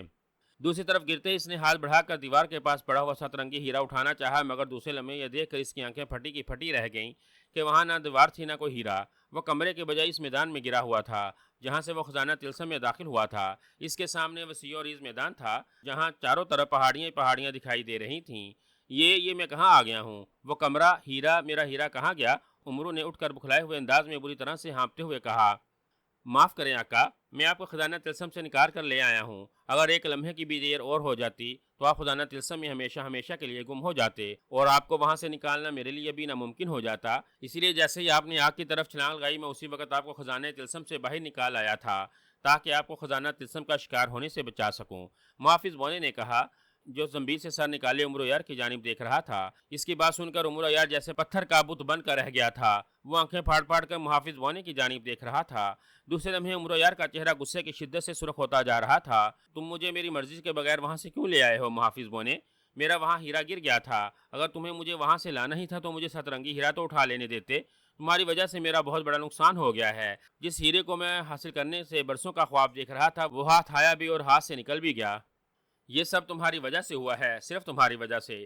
اگر تم ایک لمحے کے لیے رک جاتے تو تمہیں کیا فرق پڑتا؟ اس بار تو تم حقیقت میں میرے دشمن بنے ہو۔ عمرو نے بری طرح سے گرجتے ہوئے کہا، نہیں آقا، میں آپ کا دشمن نہیں۔ محافظ بونے نے کہا، دشمن ہو تم میرے دشمن؟ خزانہ طلسم میں نہ ہی تم نے میری کوئی مدد کی تھی، اور جب میں خزانے تک پہنچ گیا تھا اور دنیا کا نایاب ترین ہیرا مجھے مل گیا تو وہ بھی تم نے مجھ سے چھین لیا۔ تم نہیں چاہتے تھے کہ میں دنیا کا امیر ترین انسان بنوں، اس لیے تم نے مجھے وہاں سے 7 رنگی ہیرا اٹھانے کا موقع ہی نہیں دیا۔ یہ سب کچھ تم نے جان بوجھ کر کیا تھا محافظ بونے، جس کے لیے میں تمہیں کبھی معاف نہیں کروں گا۔ عمرو نے اسی انداز میں کہا، آپ میرے بارے میں غلط سوچ رہے ہیں آقا۔ اگر میں آپ کا دشمن ہوتا تو آپ کو آخری وقت میں خزانہ طلسم سے باہر کیوں نکال لاتا؟ اگر میں آپ کو وہاں سے فوراً نہ نکال لاتا تو آپ نہ رہتے اور نہ آپ کی دولت۔ محافظ بونے نے منہ بنا کر کہا، جو بھی ہے، تمہاری وجہ سے میرا 7 رنگی ہیرا میرے ہاتھ سے نکلا ہے۔ اب تم جاؤ اور جیسے بھی ہو میرے لیے وہ 7 رنگی ہیرا تلاش کر کے لاؤ۔ جب تک مجھے میرا 7 رنگی ہیرا لا کر میرے ہاتھ پر نہیں رکھو گے، مجھے کبھی اپنی شکل نہ دکھانا۔ جاؤ جاؤ، ابھی جاؤ۔ عمرو نے انتہائی غصیلے لہجے میں کہا، خزانہ طلسم ہمیشہ کے لیے آگ میں گم ہو گیا ہے آقا، وہاں جانا میرے لیے ناممکن ہے، اور آپ محض ایک معمولی ہیرے کے لیے کیوں چیخ رہے ہیں؟ وہ ہیرا آپ کے پاس آنے کے بعد بھی آپ کے پاس رہنے والا نہیں تھا۔ محافظ بونے نے کہا، ہیرا میرے پاس رہنے والا نہیں تھا؟ کیا مطلب؟ تم کہنا کیا چاہتے ہو؟ عمرو نے اسے تیز نظروں سے گورتے ہوئے کہا، آپ کو یاد ہے آقا، دوسرے طلسم میں جانے سے پہلے میں نے آپ سے کیا کہا تھا؟ محافظ بونے نے عمرو کے غصے کا برا منائے بغیر کہا، نہیں، اس وقت مجھے سوائے 7 رنگی ہیرے کے اور کچھ نہیں یاد۔ ہائے ہائے، اتنا قیمتی اور اتنا نایاب ہیرا میرے ہاتھوں سے نکل گیا ہے۔ میں دنیا کا امیر ترین انسان بنتے بنتے رہ گیا ہوں۔ میری اس سے بڑی بدقسمتی اور کیا ہو سکتی ہے کہ 7 رنگی ہیرا میرے پاس نہیں ہے اور میں کلاش ہو گیا ہوں۔ عمرو نے رونے والے انداز میں کہا، آپ ٹھیک کہہ رہے ہیں آقا، آپ واقعی کلاش ہو چکے ہیں۔ آپ کے پاس نہ 7 رنگی ہیرا ہے اور نہ وہ خزانہ جو آپ نے خزانہ طلسم سے حاصل کیا تھا۔ محافظ بونے نے اس بار رک رک کر اور بڑے اداس سے لہجے میں کہا، اور اس کی بات سن کر عمرو یار بری طرح سے اچھل پڑا۔ کیا کہا تم نے؟ میں نے خزانہ طلسم سے جو خزانہ حاصل کیا ہے وہ میرے پاس نہیں ہے؟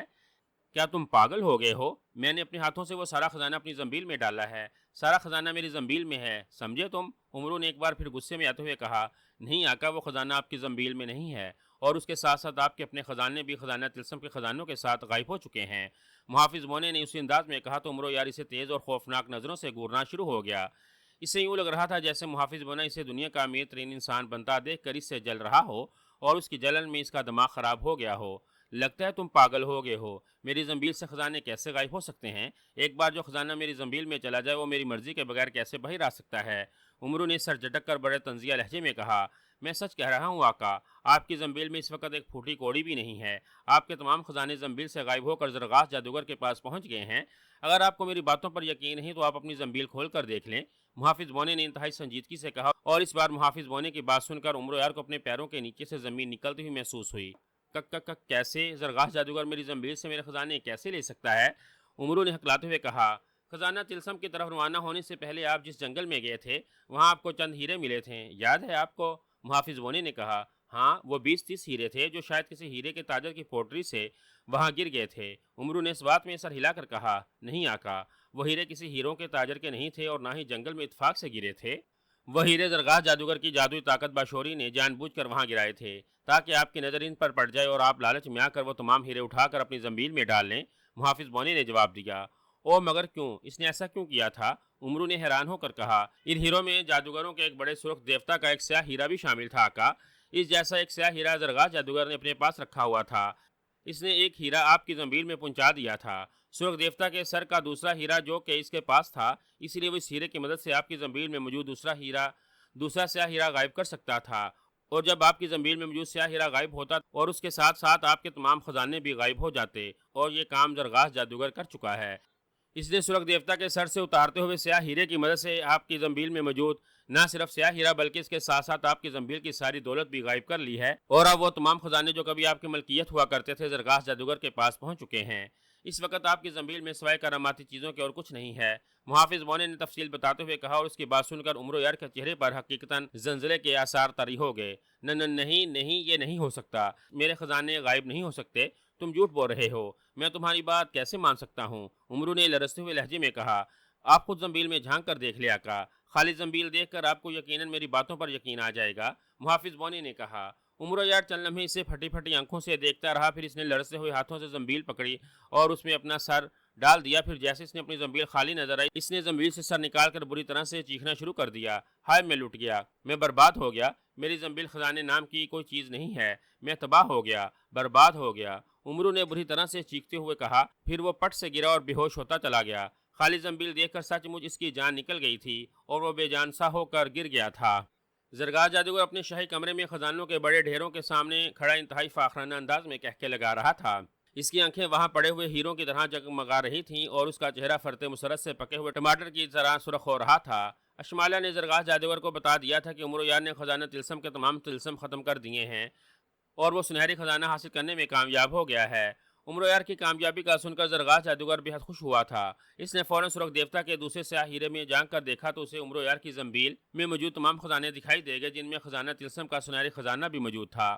ان تمام خزانوں کو دیکھ کر زرگاہ جادوگر بے حد خوش ہوا تھا۔ اس نے فوراً سرخ دیوتا کا دوسرا ہیرا جو اس کے پاس موجود تھا، اسے شمالا کے کہنے پر کمرے کے فرش پر رکھ دیا تھا۔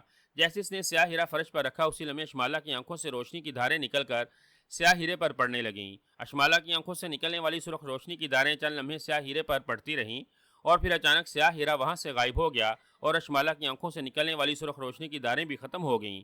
زرگاہ جادوگر غور سے اس جگہ کی طرف دیکھ رہا تھا جہاں سے اس کا سیاہ ہیرا غائب ہوا تھا۔ ابھی چند ہی لمحے گزرے ہوں گے کہ اچانک فرش پر سیاہ ہیرا دوبارہ نمودار ہو گیا۔ اس بار وہاں ایک ہیرا نہیں بلکہ دو ہیرے نمودار ہوئے تھے۔ ایک تو وہی ہیرا تھا جو زرگاہ جادوگر نے وہاں رکھا تھا، جبکہ دوسرا ہیرا وہ تھا جسے زرگاہ جادوگر نے عمرو یار کی زنبیل میں بشوری کی مدد سے پہنچایا تھا۔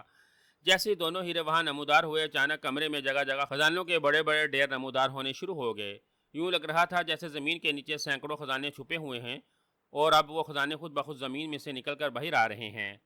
وہاں ہر طرف خزانوں کے ڈھیر لگتے دیکھ کر زرگاہ جادوگر کی آنکھیں حیرت سے پھیلتی چلی گئیں۔ اس نے آج تک خزانوں کے اتنے بڑے بڑے ڈھیر نہیں دیکھے تھے۔ وہاں 10 خزانوں کے ڈھیر لگے تھے، اب جو اتنے بڑے تھے کہ زرگاہ جادوگر ان خزانوں کے مدد سے بڑی بڑی ریاستوں کا مالک بن سکتا تھا۔ سرخ دیوتا کے بت کے سیاہ ہیروں نے عمرو یار کی زنبیل میں موجود تمام خزانے نکال کر وہاں لا کر جمع کر دیے تھے، جنہیں دیکھ دیکھ کر زرگاہ جادوگر پاگل ہوا جا رہا تھا۔ اس کی خوشی دیدنی تھی۔ اتنے بڑے بڑے خزانے دیکھ کر وہ مسند سے اٹھ کر خزانوں کے پاس آ گیا اور پھر اس نے فاتحانہ انداز میں زور زور سے کہکے لگانے شروع کر دیے۔ ان خزانوں میں ایک ڈھیر سب سے بڑا تھا، جو شاید باقی 9 خزانوں کے ڈھیروں کے خزانوں سے بھی بڑا تھا۔ زرگاہ جادوگر اس بڑے خزانے کو دیکھ کر سمجھ گیا تھا کہ یہ وہی سنہری خزانہ ہے جو عمرو یار نے خزانہ تلسم سے حاصل کیا تھا۔ وہ مسرت بھرے انداز میں کہکے لگاتا ہوا خزانے کے اس بڑے ڈھیر کی جانب بڑھنے لگا۔ ہا ہا ہا، میں دنیا کا امیر ترین جادوگر بن گیا ہوں۔ میری دولت تلسم مشربہ کی شہنشاہ فراز صاحب کی دولت سے بھی بڑی ہے۔ میں خزانہ تلسم کے خزانے سے سرخ دیوتا کا ایک بت بناؤں گا، پھر میں اس بت کی پوجا کروں گا۔ سرخ دیوتا میری پوجا سے خوش ہو کر مجھے اپنا نائب بنا لیں گے اور پھر میں دنیا کا سب سے بڑا اور سب سے طاقتور جادوگر بن جاؤں گا۔ میری جادوئی طاقتوں کا کوئی مقابلہ نہیں کر سکے گا۔ سرخ دیوتا کا نائب ہونے کی وجہ سے میری زندگی بھی طویل ہو جائے گی اور پھر میں اس ساری دنیا میں قبضہ کر لوں گا۔ ہا ہا ہا، پوری دنیا کے ساتھ ساتھ تلسم و شربا کے جادوگر اور شہنشاہ فراز صاحب کو بھی میرے سامنے جھکنا پڑے گا۔ وہ سب میرے غلام ہوں گے، صرف میرے غلام۔ زرگاہ جادوگر نے زوردار کہکا لگاتے ہوئے انتہائی فخریہ لہجے میں کہا۔ غرور اور فتح مندی کے احساس سے اس کا سینہ تنا ہوا تھا اور اس کی گردن یوں کڑی ہوئی تھی جیسے اس کی گردن میں کسی نے لوہا گاڑ دیا ہو۔ زرگاہ جادوگر ابھی خزانہ طلسم کے خزانے کے قریب پہنچا ہی تھا کہ اچانک ایک جھماکہ ہوا اور وہاں موجود خزانہ طلسم کا سارا خزانہ غائب ہو گیا۔ خزانے کو اس طرح اچانک غائب ہوتا دیکھ کر زرگاہ جادوگر ٹھٹک گیا۔ اس کا مسرت بھرا چہرہ اچانک تاریک ہو گیا اور اس کی آنکھیں کھلی کی کھلی رہ گئیں جیسے وہ پلکیں جھپکانا تک بھول گیا تھا۔ کیا مطلب؟ یہ سنہری خزانہ کہاں غائب ہو گیا ہے؟ زرگاہ جادوگر کے منہ سے ہکلاتی ہوئی آواز نکلی۔ سنہری خزانہ دوبارہ سرخ جادوگر کے خزانہ طلسم میں واپس چلا گیا ہے آقا۔ اس کے ہاتھ میں موجود چھڑی پر لگی ہوئی انسانی کھوپڑی شمالہ نے جواب دیا۔ تو زرگاہ جادوگر بری طرح سے چونک پڑا اور چھڑی اٹھا کر شمالہ کو گھورنے لگا۔ یہ تم کیا کہہ رہی ہو شمالہ؟ خزانہ واپس خزانہ طلسم میں چلا گیا ہے؟ کیوں؟ ایسا کیسے ہو سکتا ہے؟ زرگاہ جادوگر نے بری طرح سے چیختے ہوئے کہا۔ اس کے چہرے پر یک لحظہ زلزلے کے آثار پھیل گئے۔ آقا امرویار نے خزانہ طلسم سے سارا خزانہ نہیں اٹھایا تھا۔ اس کے لیے ضروری تھا کہ وہ خزانے کے ایک ایک چیز وہاں سے اٹھا لیتا، مگر ایسا نہیں ہوا تھا۔ اس کے ہاتھ میں ایک سترنگی ہیرا تھا جو اس سے وہیں چھوٹ گیا تھا، کیونکہ خزانہ طلسم سے اصول کے تک سارا خزانہ نہیں اٹھایا گیا تھا اور سترنگی ہیرا وہی رہ گیا تھا۔ اس خزانے کا حقدار نہ امرویار بن سکتا تھا اور نہ آپ۔ جس طرح سے آپ نے امرویار کی زنبیل سے سرخ دیوتا کے ایک ہیرے کی مدد سے اس کے سارے خزانے منگوا لیے تھے، اسی طرح خزانہ طلسم میں رہ جانے والے سترنگی ہیرے نے وہ تمام سنہری خزانہ واپس طلسم میں منتقل کر لیا ہے جو امرویار نے وہاں سے حاصل کیا تھا، اشمالہ نے جواب دیا۔ اور اس کی بات سن کر زرگاہ جادوگر کا چہرہ اور زیادہ تاریک ہو گیا۔ یہ تم کیا کہہ رہی ہو اشمالہ؟ صرف ایک سترنگی ہیرے کی وجہ سے سارا سنہری خزانہ واپس خزانہ طلسم میں چلا گیا ہے؟ یہ تو غلط ہے، سراسر غلط۔ اب میں اس خزانے کو کیسے حاصل کروں گا؟ اس سے میں سرخ دیوتا کا بت کیسے بناؤں گا؟ زرگاہ جادوگر نے لرزتے ہوئے لہجے میں کہا۔ اب کچھ نہیں ہو سکتا آقا، خزانہ جہاں سے حاصل کیا گیا تھا وہیں واپس لوٹ گیا ہے۔ اب نہ تو خزانہ طلسم تک آپ جا سکتے ہیں اور نہ ہی امرویار۔ یہ ساری غلطی امرویار کی ہے آقا۔ اگر وہ اس خزانے کے ساتھ ساتھ سترنگی ہیرا بھی خزانہ طلسم سے لے آتا تو وہ خزانہ یہاں سے غائب نہ ہوتا، لیکن اب وہ خزانہ ہمیشہ کے لیے خزانہ طلسم کے ساتھ غائب ہو گیا ہے، جس تک پہنچنا مشکل ہی نہیں ناممکن ہے، قطعی ناممکن۔ اشمالہ نے کہا۔ زرگاہ جادوگر کو اپنے جسم سے جان سی نکلتی ہوئی محسوس ہونے لگی۔ اس کی اکڑی ہوئی گردن ڈھلک گئی تھی اور جس غرور سے اس کا سینہ پھولا ہوا تھا وہ یوں پچک گیا تھا جیسے اس کی ساری ہوا نکل گئی ہو۔ سب ختم ہو گیا، سب کچھ ختم ہو گیا۔ جس خزانے کو حاصل کرنے کے لیے میں برسوں سے امید لگائے بیٹھا تھا وہ مجھے مل کر میرے ہاتھوں سے نکل گیا۔ اب میں سرخ دیوتا کا بت کیسے بناؤں گا؟ میں کس کی پوجا کروں گا اور کس طرح سے پوری دنیا پر قبضہ کر کے حکومت کروں گا؟ یہ سب کیا ہو گیا؟ کیا ہو گیا یہ سب؟ زرگاہ جادوگر نے اپنے دونوں ہاتھ ملتے ہوئے بڑے افسردہ لہجے میں کہا۔ اس کے چہرے پر زمانے بھر کی مایوسی اور ناکاری کے سائے لہرا رہے تھے اور اس کی آنکھیں یوں بجھ گئی تھیں جیسے قطعی بے نور ہو گئی ہوں۔ امرویار نے آخر سترنگی ہیرا وہاں کیوں چھوڑ دیا تھا؟ کیا اسے معلوم نہیں تھا کہ جب تک وہ خزانہ طلسم کا سارا خزانہ حاصل نہیں کرے گا اس کے ہاتھ کچھ نہیں لگے گا؟ زرگاہ جادوگر نے غصیلے لہجے میں کہا۔ امرویار نے وہ ہیرا جان بوجھ کر وہاں نہیں چھوڑا تھا آقا۔ وہ ہیرا امرویار کے ہاتھ میں تھا، لیکن امرویار نے خزانہ طلسم میں رک کر وقت ضائع کیا تھا۔ اس سے پہلے کہ وہ خزانہ اور سترنگی ہیرا لے کر خزانہ طلسم سے نکلتا، خزانہ طلسم فنا ہونا شروع ہو گیا تھا۔ امرویار جس طلسم میں موجود تھا وہاں زبردست زلزلہ آنا شروع ہو گیا تھا۔ زوردار جھٹکوں کی وجہ سے امرویار کے ہاتھوں سے سترنگی ہیرا نکل گیا تھا جسے اس نے اٹھانے کی کوشش کی تھی، لیکن چونکہ خزانہ طلسم کے فنا ہونے کا وقت آ گیا تھا اس لیے امرویار وہاں سے سترنگی ہیرا نہیں اٹھا سکا تھا اور اس کی کوئی محافظ طاقت اسے فوراً خزانہ طلسم سے نکال کر باہر لے گئی تھی۔ اگر آپ اس کی زنبیل سے خزانہ حاصل نہ بھی کرتے تو یہ خزانہ امرویار کے پاس بھی نہ بچتا۔ سارا خزانہ سترنگی ہیرا نہ ہونے کی وجہ سے اس کی زنبیل سے بھی غائب ہو کر واپس خزانہ طلسم میں چلا جاتا، اشمالہ نے جواب دیا۔ جو بھی ہے یہ سب امرویار کی وجہ سے ہوا ہے۔ جب اس نے سارا خزانہ اپنی زنبیل میں ڈال لیا تھا تو اسے سترنگی ہیرا اپنے ہاتھ میں رکھنے کی کیا ضرورت تھی؟ وہ سترنگی ہیرا بھی اپنی زنبیل میں ڈال لیتا۔ اس کی وجہ سے میری برسوں کی محنت ضائع ہو گئی۔ مجھے امرویار پر شدید غصہ آ رہا ہے۔ میرا دل چاہ رہا ہے کہ وہ میرے سامنے آئے تو میں اس کا اپنے ہاتھوں سے گلا دبا دوں، اس کے ٹکڑے کر دوں۔ زرگاہ جادوگر نے غصے سے اپنے سر کے بال نوچتے ہوئے اور چیختے ہوئے کہا۔ کمرے میں سنہری خزانے کے ساتھ ساتھ خزانے کے 10 ڈھیر تھے۔ سنہری خزانہ غائب ہونے کے بعد وہ خزانے کے 9 ڈھیر جوں کے توں پڑے ہوئے تھے۔ زرگاہ جادوگر غصے کے عالم ان خزانوں کے ڈھیروں کی جانب دیکھ رہا تھا کہ اچانک اس نے وہاں سے خزانے کا ایک ڈھیر غائب ہوتا دیکھا۔ خزانے کا دوسرا ڈھیر بھی غائب ہوتا دیکھ کر زرگاہ جادوگر بری طرح سے اچھل پڑا۔ اس سے پہلے کہ زرگاہ جادوگر کچھ کہتا اچانک وہاں سے ایک اور خزانے کا ڈھیر غائب ہو گیا اور پھر ایک ایک کر کے وہاں موجود 9 کے 9 خزانے کے ڈھیر غائب ہوتے چلے گئے۔ دیکھتے ہی دیکھتے کمرہ خزانے کے ڈھیروں سے خالی ہو گیا اور زرگاہ جادوگر آنکھیں پھاڑے خالی فرش کو دیکھ رہا تھا جہاں اب اسے خزانے کے ڈھیر تو کیا ایک معمولی اشرفی بھی دکھائی نہیں دے رہی تھی۔ یہ کیا ہو رہا ہے؟ اب یہ باقی خزانے کہاں غائب ہو گئے ہیں؟ زرگاہ جادوگر نے منہ سے کھلہٹ زدہ آواز نکلی۔ خبردار آقا، امرویار یہاں آ گیا ہے۔ खजाने के सारे ढेर इसने उठाए हैं। अचानक शमाला ने बुरी तरह से चीखते हुए कहा, और उम्र यार का सुनकर दरगाह जादूगर इस बुरी तरह से उछला जैसे अचानक किसी इंतहाई जहरीले नाग ने इसके पैर पर डस लिया हो। वह आंखें फाड़ फाड़ कर चारों तरफ देखने लगा, लेकिन उसे वहां उम्र यार दिखाई नहीं दे रहा था। होश में आया का, क्या हुआ है आपको? आंखें खोले। उम्र यार को मुहाफिज बोने की परेशान और घबराहट ज़्यादा आवाज़ सुनाई दी तो उम्र यार ने यकलख्त आंखें खोल दी। मुहाफिज बोना जंबील से बाहर आ चुका था और उसके चेहरे के सामने मौजूद था और उसकी जानी परेशान नजरों से देख रहा था। कौन आका? तुम कौन हो? किसे आका कह रहे हो? उम्र यार ने मुहाफिज बोने की जानिब देखते हुए इंतहाई हैरत भरे लहजे में कहा, जैसे उसे ना पहचानता हो। मैं जंबील का मुहाफिज बोना हूँ आका, और आप मेरे आका हैं, मुहाफिज बोने ने कहा। उमरू ने इसकी बात का कोई जवाब न दिया। वो उसे चंद लम्हे देखता रहा, फिर उठकर बैठ गया और आंखें फाड़ फाड़ कर चारों तरफ देखने लगा। ये कौन सी जगह है? मैं यहाँ कैसे आ गया हूँ? मैं तो अपनी बीवी बच्चों के साथ अपने कमरे में था और मैं बच्चों के साथ पिंग पोंग खेल रहा था। उमरू ने इसी अंदाज में कहा और मुहाफिज बोना उमरू यार की जानिब ऐसी नजरों से देखने लगा जैसे इसे शक हो रहा हो कि खाली जंबील देखकर इसका जहन भी खाली हो गया हो और उसे कुछ याद ना रहा हो कि वो कौन है और कहाँ है। आप ठीक तो हैं ना आका? मुहाफिज बोने ने इसकी जानिब गौर से देखते हुए पूछा। हाँ मैं ठीक हूँ। क्या हुआ है मुझे? अच्छा भला तो हूँ। ना मुझे बुखार हुआ है, ना मुझे जंजला जुकाम हुआ है और ना ही मुझे खांसी आ रही है। उमरू ने इसी अंदाज में कहा तो मुहाफिज बोने को यकीन हो गया कि खजाने की वजह से वाकई उमरू यार के दिमाग में खलल पड़ गया है, जो इस कदर बहके अंदाज में बातें कर रहा है। आप मुझे पहचानते हैं कि मैं कौन हूँ? मुहाफिज बोने ने इसके चेहरे के सामने आते हुए कहा। हाँ तुम मेरी दादी के चचा हो, चचा अब्दुल कद्दूस। उमरू ने सर हिलाकर कहा तो मुहाफिज बोने ने बेख्तियार होंठ भींच लिए। लगता है जंबील से खजाने गायब होने की वजह से आपके दिमाग पर बुरा असर पड़ा है, जिसकी वजह से आपकी याददाश्त खत्म हो गई है। मुहाफिज बोने ने इसकी जानिब देखते हुए बड़े हमदर्दाना लहजे में कहा। मैं कौन हूँ? मेरा नाम क्या है और मैं कब पैदा हुआ था? उमरू ने इसी अंदाज में कहा।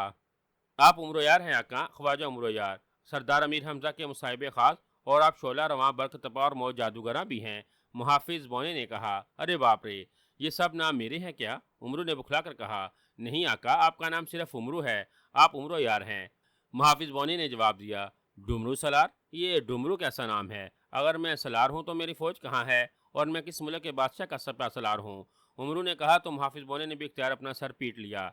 वो चंद लम्हे उमरू की जानिब देखता रहा, फिर अचानक गायब हुआ और जंबील में चला गया। अरे अरे, तुम कहाँ चले गए हो? अभी तो यहीं थे। तुम्हें किसने गायब किया है बदशक्ल बोने? उमरू ने मुहाफिज बोने को गायब होता देखकर बुरी तरह से चीखते हुए कहा। इसी लम्हे मुहाफिज बोना जंबील से निकला और उड़ता हुआ उमर यार के सामने आ गया। इसके हाथ में एक लंबे मुंह वाली सफ़ेद बोतल थी जिसमें हल्के सुर्ख रंग का महलूल भरा हुआ था। ये क्या तुम अभी दूध पीते बच्ची हो क्या, जो बोतल लेकर मेरे सामने आ गए हो? क्या अब तुम इस बोतल से दूध पियोगे? मगर इसमें दूध का रंग सुर्ख क्यों है? दूध का रंग तो नीला होता है ना? उमरू ने इसके हाथ में सुर्ख महलूल वाली बोतल देखकर हैरत भरे लहजे में कहा। यह दूध की बोतल नहीं है आका, इसमें परिस्तान के मुकद्दस बाग के मुकद्दस अनारों का जूस भरा हुआ है। ये मैं जंबील से आपके लिए निकाल कर लाया हूँ। आप ये रस पी लें, इससे आपका दिमाग तरोताज़ा हो जाएगा और आपके जहन पर जो बोझ है वो ख़त्म हो जाएगा। फिर आपको खुद ही याद आ जाएगा कि आप कौन हैं और यहाँ क्या कर रहे हैं। मुहाफिज बोने ने कहा। मेरे सर पर बोझ? ओह, मगर मेरे सर पर तो पगड़ी है। पगड़ी का वजन तो इतना नहीं होता, वजन तो भारी पत्थरों या चट्टानों का होता है। देखना जरा, कहीं मेरी पगड़ी में कोई भारी चट्टान या कोई पत्थर तो नहीं घुस गया? उमरू ने सर पर मौजूद पगड़ी पर हाथ मारते हुए कहा। मैंने आपके सर पर किसी वजन की बात नहीं की, यह वजन आपके दिमाग पर है आका। मुहाफिज बोने ने कहा। दिमाग भी तो सर में ही होता है ना? उमरू ने बड़े फलसफाना लहजे में आंखें मटकाते हुए कहा। ओ नहीं, जब तक आपका दिमाग ठीक नहीं होगा उस वक्त तक आपको मेरी बात समझ नहीं आएगी। आप मुंह खोले, मैं खुद ही आपके मुंह में मुकद्दस अनारों का रस टपकाता हूँ। मुहाफिज बोने ने जल्लाए हुए लहजे में कहा। नहीं नहीं, मैं मुंह नहीं खोलूंगा। अगर रस के साथ साथ तुम भी मेरे मुंह में टपक गए तो तुम भी मेरे पेट में चले जाओगे। फिर मैं तुम्हें अपने पेट से बाहर कैसे निकालूंगा? तुम मुझे शरारती बोने मालूम होते हो। ऐसा ना हो कि तुम मेरे पेट में जाकर मुझे गुदगुदियाँ करना शुरू कर दो और मैं हंस हंस कर बेहाल होता रहूं। उमरू ने कहा। नहीं, मैं आपके मुंह और पेट में नहीं जाऊंगा आका, आप मुंह खोलें। मुहाफिज बोनी ने कहा। नहीं खोलूंगा तो तुम क्या कर लोगे? उमरू ने किसी जिद्दी बच्चे की तरह कहा। आपके मुंह में एक चूहा घुसा हुआ है आका, जिसकी दुम आपके मुंह से बाहर है। जल्दी मुंह खोलें ताकि मैं इसे आपके मुंह से बाहर निकाल दूं, वरना आपके हलक में घुसकर आपके पेट में चला जाएगा और आपकी सारी आंतनें चबा जाएगा। मुहाफिज बोने ने उमरू के रंग में रंगते हुए अचानक चीख कर कहा। चूहा? अरे बाप रे, चूहा मेरे मुंह में क्या कर रहा है? निकालो जल्दी, जल्दी निकालो इसे मेरे मुंह से, जल्दी। उमरू ने बुखला कर कहा और उसने जल्दी से अपना मुंह खोल दिया। इसे मुंह खोलता देखकर मुहाफिज बोना उछका और उमरू के खुले हुए मुंह के पास आ गया। बोतल पर कोई ढक्कन नहीं था। उमरू के मुंह के पास आते ही इसने लंबे मुंह वाली बोतल उमरू के मुंह में लौट दी।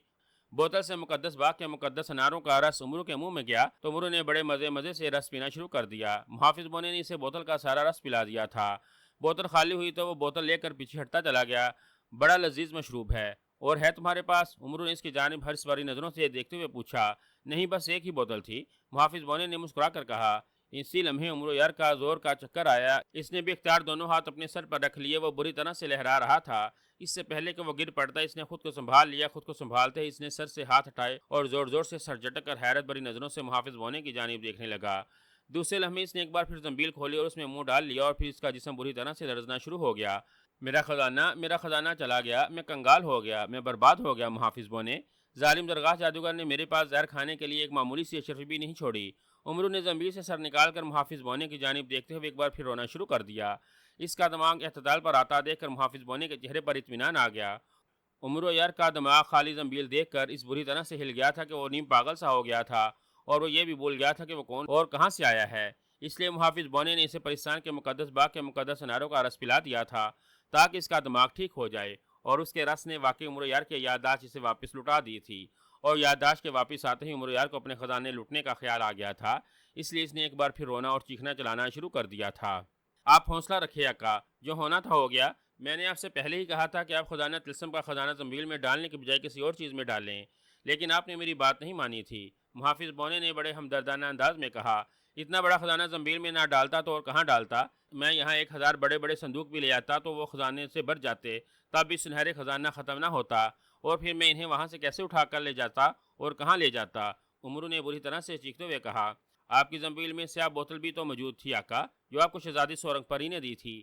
اس شہزادی سورنگ پری نے جس کے باپ نے آپ کو زنبیل دی تھی، جس طرح آپ اپنی تمام چیزیں زنبیل میں ڈال کر غائب کرتے ہیں، اسی طرح آپ سب چیزیں اس بوتل میں ڈال تو سکتے ہیں۔ آپ کی زنبیل اور سیاہ بوتل میں کیا فرق تھا؟ محافظ بونے نے کہا تو عمرو یار کو یاد آ گیا کہ اس کے پاس واقعی ایک طلسماتی سیاہ بوتل بھی موجود تھی، جو اس کی زنبیل جیسی ہی تھی، جس میں عمرو یار ہر چیز ڈال کر حاصل کر سکتا تھا۔ او نہیں، تو اس بوتل کے بارے میں تم مجھے پہلے نہیں بتا سکتے تھے کیا؟ جب تمہیں معلوم تھا کہ میری زنبیل میں درگاہ جادوگر نے دھوکے سے کسی شیطان دیوتا کا ہیرا رکھا ہوا ہے، اور اس ہیرے کی وجہ سے میرے سارے خزانے غائب ہو کر اس کے پاس جا سکتے ہیں، تو تم نے مجھے یہ سب کچھ پہلے کیوں نہیں بتایا؟ عمرو نے اسے غصے سے گورتے ہوئے کہا۔ آپ میری کوئی بات سننے کو تیار ہی نہیں تھے آقا، اور پھر مہم پر روانہ ہونے سے پہلے آپ نے مجھے سے کوئی مشورہ نہیں مانگا تھا، اور نہ سنہری تختی سے۔ اگر آپ جنگل میں ہم سے مشورہ کرتے تو ہم اسی وقت آپ کو سیاہ ہیرے کے بارے میں بتا دیتے، مگر آپ نے ہمیں ایک بار بھی زنبیل سے نہیں نکالا تھا، اس لیے ہم آپ کو اپنی مرضی سے خود کیسے بتا سکتے تھے؟ محافظ بونے نے کہا۔ او نہیں، ایک تو میرے ہاتھوں سے دنیا کا سب سے قیمتی ست رنگی ہیرا نکل گیا، اور اوپر سے میری زنبیل سے سنہری خزانے سمیت میرے سارے ہیرے بھی زرغاہ جادوگر نے حاصل کر لیے۔ اس نے سچ مچ مجھے کنگال کر کے رکھ دیا ہے۔ اب میں کیا کروں، کہاں جاؤں؟ میرے پاس تو اب واقعی زہر کھانے کے لیے ایک سکہ بھی نہیں ہے۔ عمرو نے غصے اور پریشانی کے عالم میں جبڑے بیتے ہوئے کہا۔ جس طرح سے زرغاہ جادوگر نے اپنی زنبیل سے سارے خزانے غائب کیے تھے، اسی طرح اس کے پاس بھی سنہری خزانہ غائب ہو گیا ہے آقا۔ وہ سنہری خزانے سے جو کام لینا چاہتا تھا وہ اب کام کبھی پورا نہیں ہو سکے گا۔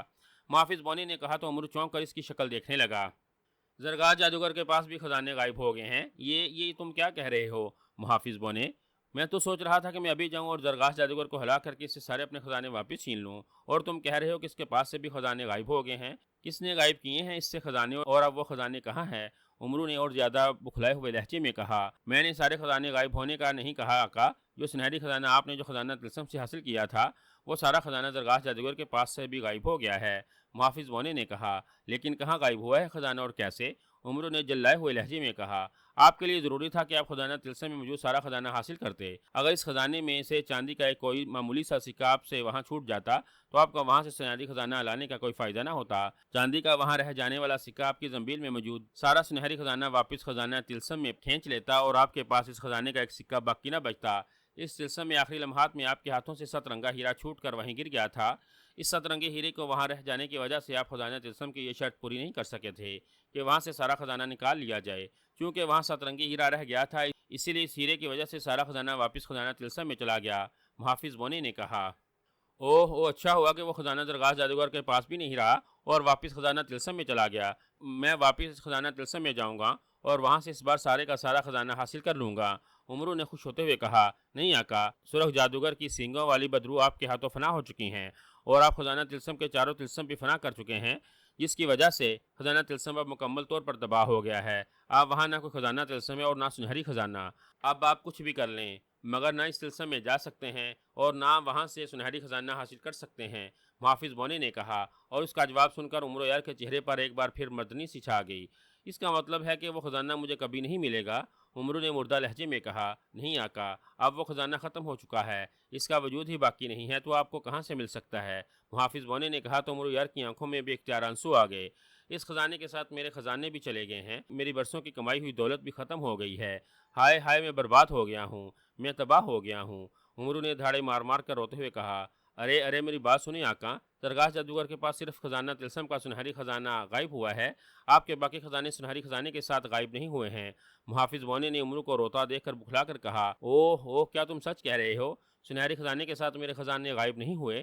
محافظ بونے کی بات سن کر عمرو نے اپنا رونا بھول کر اس کی جانب امید بھری نظروں سے دیکھتے ہوئے کہا، ہاں آقا، میں سچ کہہ رہا ہوں، آپ کے خزانے غائب نہیں ہوئے ہیں۔ محافظ بونے نے کہا، تو کہاں ہے میرے خزانے؟ جلدی بتاؤ، سنہری خزانہ نہ صحیح تو مجھے اپنے خزانے ہی واپس مل جائیں تو اس سے اچھی بات میرے لیے کیا ہو سکتی ہے؟ جلدی بتاؤ کہاں ہے میرے خزانے؟ عمرو نے اس کی جانب آس بھری نظروں سے دیکھتے ہوئے کہا، آپ کے تمام خزانے زرگاہ جادوگر کے پاس ہیں آقا۔ محافظ بونے نے کہا تو عمرو ایک بار پھر اچھل پڑا۔ کہاں ہے زرگاہ جادوگر؟ کیا تم مجھے اس کے پاس لے جا سکتے ہو؟ میں اس سے اپنے تمام خزانے واپس حاصل کرنا چاہتا ہوں، بتاؤ کہاں ہے وہ خبیث جادوگر؟ عمرو یار نے غصیلے لہجے میں کہا، آپ آنکھیں بند کریں، میں آپ کو ابھی چند لمحوں میں زرگاہ جادوگر کے جادو محل میں پہنچا دیتا ہوں۔ محافظ بونے نے کہا تو عمرو نے فوراً آنکھیں بند کر لی، جیسے وہ واقعی جلد سے جلد زرگاہ جادوگر کے جادو محل میں جانے کے لیے بےتاب ہو رہا ہو۔ اسے اس قدر جلدی آنکھیں بند کرتا دیکھ کر محافظ بونا بے اختیار مسکرا دیا۔ جادو محل میں جانے سے پہلے آپ زنبیل سے سلیمانی چادر نکال کر اوڑھ لیں تاکہ درگاہ جادوگر اور اس کی جادوئی طاقتیں آپ کو جادو محل میں داخل ہوتا نہ دیکھ سکیں، محافظ بونے نے کہا تو عمرو نے سر ہلا کر آنکھیں کھولے بغیر زنبیل میں ہاتھ ڈال کر سلیمانی چادر نکالی اور اسے کندھوں پر ڈال کر غائب ہو گیا۔ اسی لمحے اسے ایک ہلکا سا جھٹکا لگا، وہ لڑکھڑایا اور فوراً سنبھل گیا۔ آنکھیں کھولے آقا، میں آپ کو درگاہ جادوگر کے جادو محل میں لے آیا ہوں۔ محافظ بونے کی آواز سنائی دی تو عمرو نے فوراً آنکھیں کھول دیں اور پھر خود کو سنگلاق وادی کے بجائے خوبصورت اور قیمتی ساز و سامان سے آراستہ کمرے میں دیکھ کر وہ حیران رہ گیا۔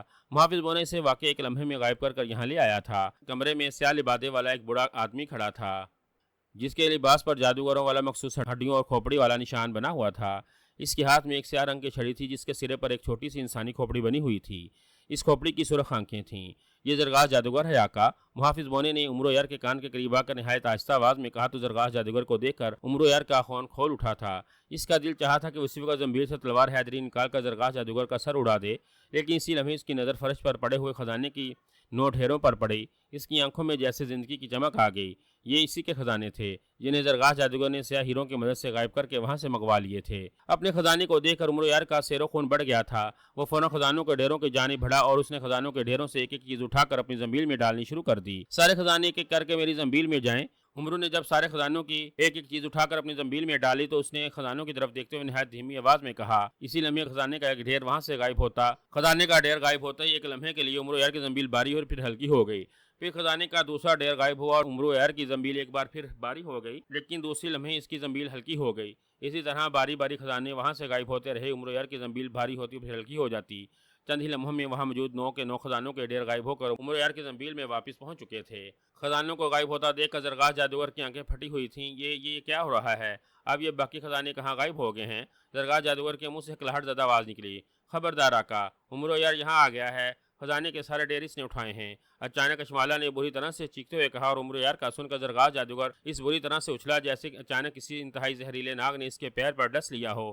وہ آنکھیں پھاڑ پھاڑ کر چاروں طرف دیکھنے لگا، لیکن اسے وہاں عمرو یار کہیں دکھائی نہیں دے رہا تھا۔ کھوپڑی کو اس طرح انسانوں کی طرح چیختا دیکھ کر عمرو بری طرح سے چونک پڑا اور حیرت سے اس کی جانب دیکھنے لگا۔ کہاں ہے عمرو یار؟ زرگاہ جادوگر نے بکھلائی ہوئی نظروں سے چاروں طرف دیکھتے ہوئے کہا، وہ غائبی حالت میں آقا اور آپ کے پاس ہی کھڑا ہے، چھڑی پر لگی ہوئی کھوپڑی نے اسی طرح سے چیختے ہوئے کہا اور اس کی بات سن کر زرگاہ جادوگر اچھل کر پیچھے ہٹ گیا۔ کہاں ہو تم عمرو یار؟ میرے سامنے آؤ، زرگاہ جادوگر نے چاروں طرف آنکھیں پھاڑ پھاڑ کر دیکھتے ہوئے کہا۔ ضرور زرگاہ جادوگر، کیوں نہیں، میں تمہارے سامنے نہیں تو اور کس کے سامنے آؤں گا؟ عمرو نے مسکراتے ہوئے کہا اور پھر وہ سلیمانی چادر اتار کر اچانک زرگاہ جادوگر کے سامنے نمودار ہو گیا اور عمرو یار کو اس طرح نمودار ہوتا دیکھ کر زرگاہ جادوگر ایک بار پھر اچھل کر پیچھے ہٹ گیا اور اس کی جانب آنکھیں پھاڑ پھاڑ کر دیکھنے لگا۔ تو تم مجھ سے میرے خزانے چھین کر مجھے کنگال کرنا چاہتے تھے تاکہ میں گلیوں اور بازاروں میں بھیک مانگتا پھروں، کیوں؟ عمرو یار نے زرگاہ جادوگر کی جانب دیکھتے ہوئے انتہائی طنزیہ لہجے میں کہا، تتا تم یہاں کیسے آئے ہو؟ یہ میرا جادو محل ہے، یہاں میری مرضی کے بغیر ایک مکھی بھی داخل نہیں ہو سکتی، پھر تم تم یہاں کیسے آ سکتے ہو؟ زرگاہ جادوگر نے بری طرح سے کھلاتے ہوئے کہا، میں مکھیوں اور مچھروں کا رشتہ دار نہیں، ایک انسان ہوں، اور تم جیسے جادوگروں کے بنائے ہوئے حصار اور جادوئی طاقتیں مجھے کہیں آنے جانے سے نہیں روک سکتی۔ زرگاہ جادوگر، تم نے میرے ساتھ جو کھیل کھیلا تھا وہ دلچسپ ضرور تھا، لیکن اتنا بھی نہیں کہ میں تم سے خوش ہو جاتا۔ تم نے سنہری خزانے کے ساتھ میری زنبیل سے میرے خزانے بھی حاصل کر لیے تھے، لیکن افسوس نہ سنہری خزانہ تمہیں مل سکا ہے اور نہ میرے خزانے۔ سنہری خزانہ تو واپس خزانہ طلسم میں چلا گیا ہے اور اب مجھے بھی دوبارہ نہیں مل سکتا، لیکن میں نے تم سے اپنے تمام خزانے واپس لے لیے ہیں۔ تم سنہری خزانے سے سرخ دیوتا کا بت بنانا چاہتے تھے تاکہ تم اس کی پوجا کر کے اس کے نائب بن جاؤ اور پوری دنیا پر قبضہ کر سکو، لیکن تمہارا یہ خواب کبھی پورا نہیں ہوگا۔ اب نہ تمہارے پاس سنہری خزانہ رہے گا اور نہ میرے خزانے۔ تم مجھے کنگال کرنا چاہتے تھے، لیکن یہاں آ کر میں نے تمہیں کنگال کر دیا ہے۔ امرو نے مسکراتے ہوئے کہا، یہ سب کچھ تمہاری وجہ سے ہوا ہے امرو یار۔ اگر تم خزانہ طلسم میں سترنگی ہیرا چھوڑ کر نہ آتے تو وہ سارے خزانے میرے پاس ہوتے اور میرے سارے خواب پورے ہو جاتے۔ میرے خواب توڑنے کے ذمہ دار تم ہو، صرف تم۔ تم نے یہاں آ کر اپنے خزانے تو حاصل کر لیے ہیں، لیکن اب تم میرے ہاتھوں یہاں سے بچ کر زندہ نہیں جاؤ گے۔ میں جادو محل میں ہی تمہاری قبر بنا دوں گا۔ زرگاہ جادوگر نے کہا۔ اس نے فوراً ہاتھ میں پکڑی ہوئی چھڑی اٹھا کر امرو یار کی جانب کر دی۔ اس سے پہلے کہ امرو کچھ کرتا، اچانک چھڑی پر لگی ہوئی انسانی کھوپڑی کی آنکھیں چمکی اور ان سے سرخ رنگ کی روشنی کی تیز فوار سی نکل کر امرو اور اس کے ارد گرد پر پڑ گئی۔ دوسرے لمحے ایک جماکہ سا ہوا اور امرو یار ایک بڑے سلاخوں والے پنجرے میں قید ہو گیا۔ پنجرہ چاروں طرف سے بند تھا، اس کا کوئی دروازہ نہیں تھا۔ خود کو پنجرے میں قید کر کے امرو یار بکھلا گیا اور وہ آگے بڑھ کر پنجرے کی سلاخیں پکڑ کر زور زور سے ہلانے لگا، جیسے وہ اپنی طاقتوں سے لوہے کی سلاخیں توڑ دینا چاہتا ہو۔ ہاں ہاں ہاں، یہ جادوئی پنجرہ ہے امرو یار، اب تم اس پنجرے سے کبھی واپس نہیں نکل سکو گے۔ زرگاہ جادوگر نے زوردار کہکا لگاتے ہوئے کہا۔ اس نے ایک بار پھر چھڑی جھٹکی، کھوپڑی کی آنکھوں سے پھر روشنی کی داریں نکلی اور اچانک امرو یار کے پنجرے کے ارد گرد کا فرش ٹوٹ کر نیچے گرتا چلا گیا۔ امرو یار کے پنجرے کے ارد گرد سارا فرش ایک دائرے کی شکل میں نیچے گر گیا تھا۔ اس دائرے کے درمیان میں فرش کا وہ حصہ کسی ستون کی طرح کھڑا دکھائی دے رہا تھا، وہ پنجرہ اسی ستون پر رکھا ہوا دکھائی دے رہا تھا جس میں امرو یار قید تھا۔ زرگاہ جادوگر جو دائرے کے کنارے پر کھڑا تھا وہ مسلسل کہکے لگا رہا تھا۔ اس نے تیسری بار چھڑی جھٹکی تو اچانک ستون کے گرد بنے ہوئے دائرے میں تیز خوفناک آگ بھڑک اٹھی۔ یہ آگ اس قدر تیز سی اور خوفناک تھی کہ اس سے نکلنے والے شعلے دائرے سے نکل کر باہر آ گئے تھے اور امرو یار پنجرے سمیت جیسی اس آگ میں چھپ گیا تھا۔ تم نے بڑے بڑے تلسم سر کیے ہوں گے امرو یار، مگر میں نے تمہیں جس تلسم میں قید کیا ہے، اس تلسم سے تم کسی بھی طرح سے باہر نہیں نکل سکتے۔ نہ تو تم اس پنجرے کو توڑ سکتے ہو اور نہ ہی خود کو اس آگ سے بچا سکتے ہو۔ چند ہی لمحوں میں یہ آگ اور زیادہ پھیل جائے گی اور تم اس آگ کے پنجرے سمیت جل کر بھسم ہو جاؤ گے۔ زرگاہ جادوگر نے زور زور سے کہکے لگاتے ہوئے کہا۔ امرو یار پنجرے کے گرد پھیلی ہوئی خوفناک آگ دیکھ کر بری طرح سے بکھلا گیا تھا۔ وہ کبھی پنجرے کے ایک حصے کی طرف آ رہا تھا اور کبھی پنجرے کے دوسرے حصے کی جانب جا رہا تھا، لیکن اس کے چاروں طرف آگ ہی آگ تھی۔ آگ واقعی اس قدر تیز اور خوفناک تھی کہ امرو یار کا تیز تپش سے برا حال ہوتا جا رہا تھا۔ اس کا سارا جسم پسینے سے بھر گیا تھا۔ امرو نے آگ کی تپش سے بچنے کے لیے زنبیل سے چاندی کی ٹھنڈی گولی نکال کر منہ میں ڈال لی تھی، لیکن اس کے باوجود اس کی تپش میں کوئی فرق نہیں آ رہا تھا اور امرو یار کو اس بار واقعی اپنا جسم بری طرح سے جلتا اور جلستا ہوا محسوس ہو رہا تھا۔ محافظ بونے، کہاں ہو تم؟ اب تو میری مدد کرو ورنہ میں اس آگ میں سچ مچ جل کر بھسم ہو جاؤں گا۔ امرو نے پنجرے میں کسی بے بس پرندے کی طرح ادھر ادھر اچھلتے ہوئے چیخ کر کہا۔ جو حکم آقا، محافظ بونے کی آواز سنائی دی۔ وہ اچانک امرو کے سر کے پاس نمودار ہوا اور اس نے امرو یار پر نظریں گاڑ دیں۔ اپنی آنکھیں بند کریں آقا، محافظ بونے نے کہا تو امرو نے فوراً آنکھیں بند کر لیں۔ جیسے اس نے آنکھیں بند کی ایک بار پھر اسے ہلکا سا جھٹکا لگا۔ ایک لمحے کے لیے اس کے پیروں کے نیچے سے زمین نکلی اور وہ لڑکھڑایا، لیکن اس سے پہلے کہ وہ گر پڑتا وہ سنبھل گیا۔ پیروں کے نیچے زمین کا احساس ہوتے ہی اس نے فوراً آنکھیں کھول دی اور خود کو آگ کے درمیان ستون پر موجود پنجرے کی جگہ آگ کے گڑھے کے دوسری طرف جہاں زرگاہ جادوگر موجود تھا کے پیچھے پا کر اس کی آنکھوں میں چمک سی آ گئی۔ زرگاہ جادوگر اسی طرح کہکے لگاتا ہوا آگ کے شعلوں کی طرف دیکھ رہا تھا، کیونکہ گھڑوں سے آگ کے شعلے نکل کر چھت تک جا رہے تھے، اسی لیے درمیان میں بنا ہوا ستون اور پنجرہ اس کی نظر سے غائب ہو گئے تھے۔ اسی ہر طرف آگ ہی آگ دکھائی دے رہی تھی، جس کی وجہ سے اس نے امرو کو پنجرے سے غائب ہوتا نہیں دیکھا تھا۔ امرو زرگاہ جادوگر کے پیچھے کھڑا تھا۔ اس نے زرگاہ جادوگر پر حملہ کرنے کے بجائے زنبیل سے جادو پلٹ ہار نکال کر گلے میں پہنا اور جادو شکن انگوٹھی نکال کر اپنی ایک انگلی میں پہن لی۔ اس نے زنبیل سے ایک چھوٹا سا موتی نکال کر نہایت خاموشی سے زرگاہ جادوگر کے لباس کی ایک جیب میں ڈال دیا۔ اس موتی کی وجہ سے زرگاہ جادوگر اب وہاں سے فرار نہیں ہو سکتا تھا۔ زرگاہ جادوگر کی جیب میں موتی ڈال کر امرو بڑے اطمینان بھرے انداز میں آگے بڑھا اور زرگاہ جادوگر کے قریب آ کر آگ کے شعلوں کی طرف دیکھنے لگا۔ کیا دیکھ رہے ہو زرگاہ جادوگر؟ کیا اس آگ میں میری دعوت کرنے کے لیے کوئی تتر بٹیر بون رہے ہو؟ امرو نے زرگاہ جادوگر سے مخاطب ہو کر کہا۔ اس کی آواز سن کر زرگاہ جادوگر نے چونک کر اس کی جانب دیکھا اور پھر امرو یار کو اپنے ساتھ کھڑا دیکھ کر وہ اس بری طرح سے اچھلا جیسے اس نے امرو کی جگہ کسی بھوت کو دیکھ لیا ہو۔ تتا تم یہاں، یہ کیسے ہو سکتا ہے؟ میں نے تو تمہیں پنجرے میں قید کیا تھا اور تم तुम जरगाह जादूगर ने हैरत से बुरी तरह से चीखते हुए कहा। वो उमरो यार की तरफ यूं आंखें फाड़ फाड़ कर देख रहा था जैसे उमरो यार दुनिया का अनोखा अजूबा हो। जब मैं तुम्हारे जादू महल में बगैर किसी रुकावट के दाखिल हो सकता हूँ तो तुम्हारा ये तिलस्म भला मेरा क्या बिगाड़ सकता है? उमरो ने मुस्कुरा कर कहा। मैं तुम्हें नहीं छोड़ूंगा उमरो यार, तुम मेरे हाथों नहीं बच सकते। जरगाह जादूगर ने पीछे हटते हुए इंतहाई कसीले लहजे में कहा। इसने एक बार फिर छड़ी उठाई और खोपड़ी का रुख उमरो यार की जानिब कर दिया। इससे जला कर राख कर दो शमाला। जरगाह जादूगर ने चीखते हुए शमाला से मुखातिब होकर कहा। तो शमाला की आंखें चमकी और उसकी आंखों से इस बार सुरख रोशनी की फुहार निकलने की बजाय आग की धार से निकलकर उमरो यार की जानी बढ़ी। आग की धार उमरो यार से टकराई और फिर अचानक पलटकर जरगाह जादूगर पर जा पड़ी। जरगाह जादूगर के लिबास में फौरन आग लग गई। अरे अरे, मुझे आग लग गई है, ये तुम क्या कर रही हो शमाला? मैंने तुम्हें उमरो यार को जलाकर भस्म करने का हुक्म दिया था और तुम मुझे ही जला रही हो। जरगाह जादूगर ने बुरी तरह से चीखते हुए कहा। इसने कोई मंत्र पढ़कर फूंक मारी तो इसके लिबास में लगी हुई आग बुझ गई। मैंने उमरो यार पर ही आग बरसाई थी आका, मगर यह आग पलट कर आपको कैसे लग गई इसका मुझे नहीं पता, अशमाला ने हैरतज़दा लहजे में कहा। ओ नहीं, हलाक करो इसे जल्दी, जरगाह जादूगर ने हलक के बल चीखते हुए कहा। इसी लम्हे शमाला की आंखों से आग के गोले से निकले और बिजली किसी तेजी से उमरो यार की जानी बढ़े।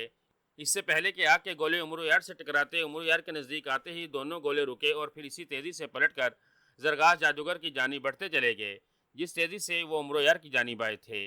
आग के गोलों को वापस अपनी तरफ आता देखकर जरगाह जादूगर बुखला गया, वो फौरन झुक गया।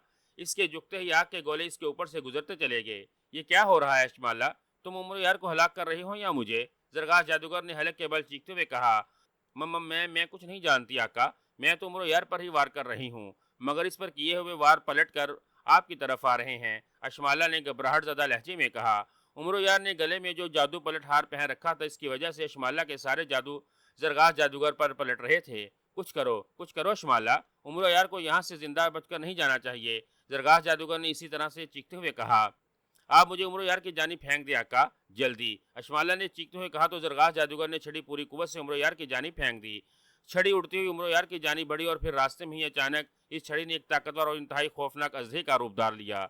इस अजहे का फन नहीं था, इसके सर पर एक बहुत बड़ी इंसानी खोपड़ी दिखाई दे रही थी जिसका मुंह खुला हुआ था। अजहे के सर पर लगी इंसानी खोपड़ी ने मुंह खोल लिया था और उमरो यार की जानी बढ़ते हुए रास्ते में ही खोपड़ी इतनी बड़ी हो गई थी कि उमरो यार आसानी में इसके मुंह में जा सकता था। इससे पहले कि खोपड़ी उमरो यार के नजदीक आती, अचानक वहां मुहाफिज बोना नमूदार हुआ। मुहाफिज बोने ने हवा में नमूदार होते ही अचानक झपट कर अज्जे को पकड़ा। उसने बिजली किसी तेजी से घूम कर अज्जे को पूरी कुव्वत से आग के इन शोलों की जानिब उछाल दिया जिसमें जरगाह जादूगर उमरो यार को जलाना चाहता था। इंसानी खोपड़ी वाला अजहा बुरी तरह से चीखता हुआ आग में गिरा और आग में गायब होता चला गया। इसके आग में गिरते ही जैसे आग के शोले बुरी तरह से उछलना शुरू हो गए थे। इंसानी खोपड़ी वाला अजहा आग में बुरी तरह से उछल रहा था जिसकी वजह से आग के शोले भी उछल रहे थे, लेकिन शायद अब इंसानी खोपड़ी वाले अजहे का आग से निकलना नामुमकिन था। आग के अंदर से इसकी भयानक और इंतहाई खौफनाक चीखों की आवाज़ें सुनाई दे रही थीं। फिर आहिस्ता आहिस्ता इस अजहे की चीखें दम तोड़ती चली गईं और उछलते हुए आग के शोले भी अपनी असली हालत में आ गए।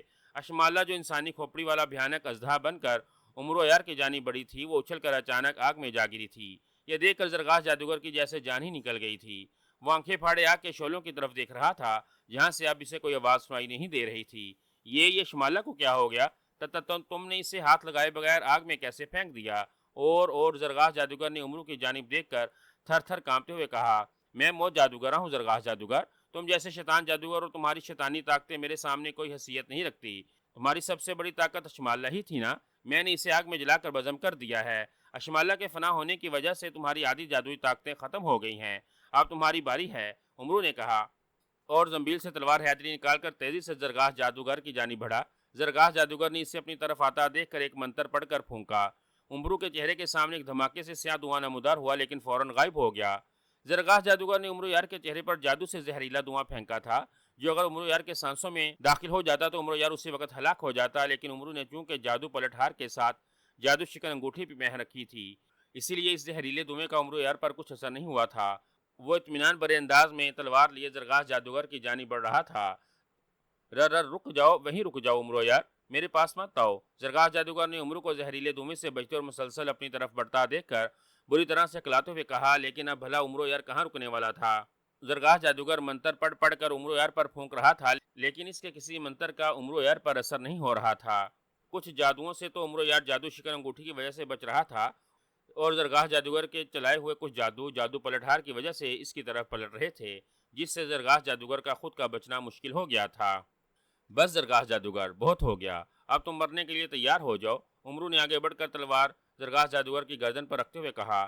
زرگاہ جادوگر کا رنگ اڑ گیا، اس نے وہاں سے بھاگنے کے لیے ایک منتر پڑھا، لیکن امرو نے اس کے لباس کی جیب میں جو موتی ڈالا تھا، اس موتی کی وجہ سے یہ عمل بھی ناکام گیا اور وہ وہاں سے غائب نہ ہو سکا۔ یہ سب کیا ہو رہا ہے؟ نہ تم پر میرا کوئی جادو اثر کر رہا ہے اور نہ ہی میں یہاں سے غائب ہو رہا ہوں۔ کیا تم مجھ سے بھی بڑے جادوگر ہو؟ زرگاہ جادوگر نے امرو کی جانب خوف بھری نظروں سے دیکھتے ہوئے کہا۔ نہیں، میں جادوگر نہیں ہوں، میں جادوگروں اور جادوگرنیوں کے ساتھ جادو پر لعنت بھیجنے والا انسان ہوں۔ میرے پاس روحانی طاقتیں ہیں جو تمہارے جادو سے کہیں زیادہ طاقتور ہیں۔ تم ان روحانی طاقتوں کے حصار میں ہو زرگاہ جادوگر، اب تم اس حصار سے بچ کر نہیں جا سکتے۔ اس روحانی حصار کی وجہ سے اب تم مجھ پر کوئی بھی جادو نہیں کر سکتے۔ میں چاہوں تو اسی وقت تلوار مار کر تمہارا سر قلم کر سکتا ہوں، لیکن میں تمہیں زندہ رہنے کا ایک موقع دینا چاہتا ہوں۔ اگر تم زندہ رہنا چاہتے ہو تو تمہیں میری ایک شرط ماننی ہوگی۔ امرو نے تلوار کی نوک زرگاہ جادوگر کی گردن میں چبوتے ہوئے کہا۔ ہاں ہاں، میں تمہاری ہر شرط ماننے کے لیے تیار ہوں، تم جو کہو گے میں کروں گا۔ مجھے معاف کر دو اور مجھے ہلاک نہ کرو، میں ابھی مرنا نہیں چاہتا۔ زرگاہ جادوگر نے ہذیانی انداز میں چیختے ہوئے کہا۔ یہ آپ نے اچھا کیا ہے آقا کہ آپ نے اس پر تلوار کا وار نہیں کیا۔ اگر آپ ایسا کرتے تو تلوار کا وار ہوتے ہی یہ یہاں سے غائب ہو جاتا، پھر اسے تلاش کرنے کے لیے آپ کو بہت محنت کرنی پڑتی۔ اس جادوگر کی جان تو اس کے جسم میں ہی ہے، لیکن اسے ہلاک کرنے سے پہلے آپ کو اس کی ناک کاٹنی پڑے گی۔ جیسے ہی زرگاہ جادوگر کی ناک کٹے گی، یہ اسی وقت ہلاک ہو جائے گا۔ زرگاہ جادوگر یہ بات نہیں جانتا کہ اس کی جان اس کی ناک میں ہے، ورنہ یہ آپ کے سامنے کٹ جاتا۔ اسی لمحے امرو کے کان میں محافظ بونے کی آواز سنائی دی تو امرو نے اس بات میں سر ہلا دیا۔ تم نے جس طرح سے مجھے مفلس اور کنگال بنانے کی کوشش کی تھی، میں تمہیں اس کی سزا دینا چاہتا ہوں زرگاہ جادوگر۔ تمہاری وجہ سے نہ صحیح، لیکن میرے ہاتھوں سے خزانہ طلسم کا بہت بڑا خزانہ نکل گیا ہے۔ میری ساری محنت اکارت ہو کر رہ گئی ہے، جس کا مجھے بے حد غصہ ہے۔ اگر تم میرے غصے سے بچنا چاہتے ہو تو تمہیں اپنی جان کے بدلے اپنے پاس موجود سارا خزانہ دینا پڑے گا۔ امرو نے گرہٹ بھرے لہجے میں کہا۔ خزانہ؟ کیسا خزانہ؟ میرے پاس تو کوئی خزانہ نہیں، زرگاہ جادوگر نے بکھلا کر کہا۔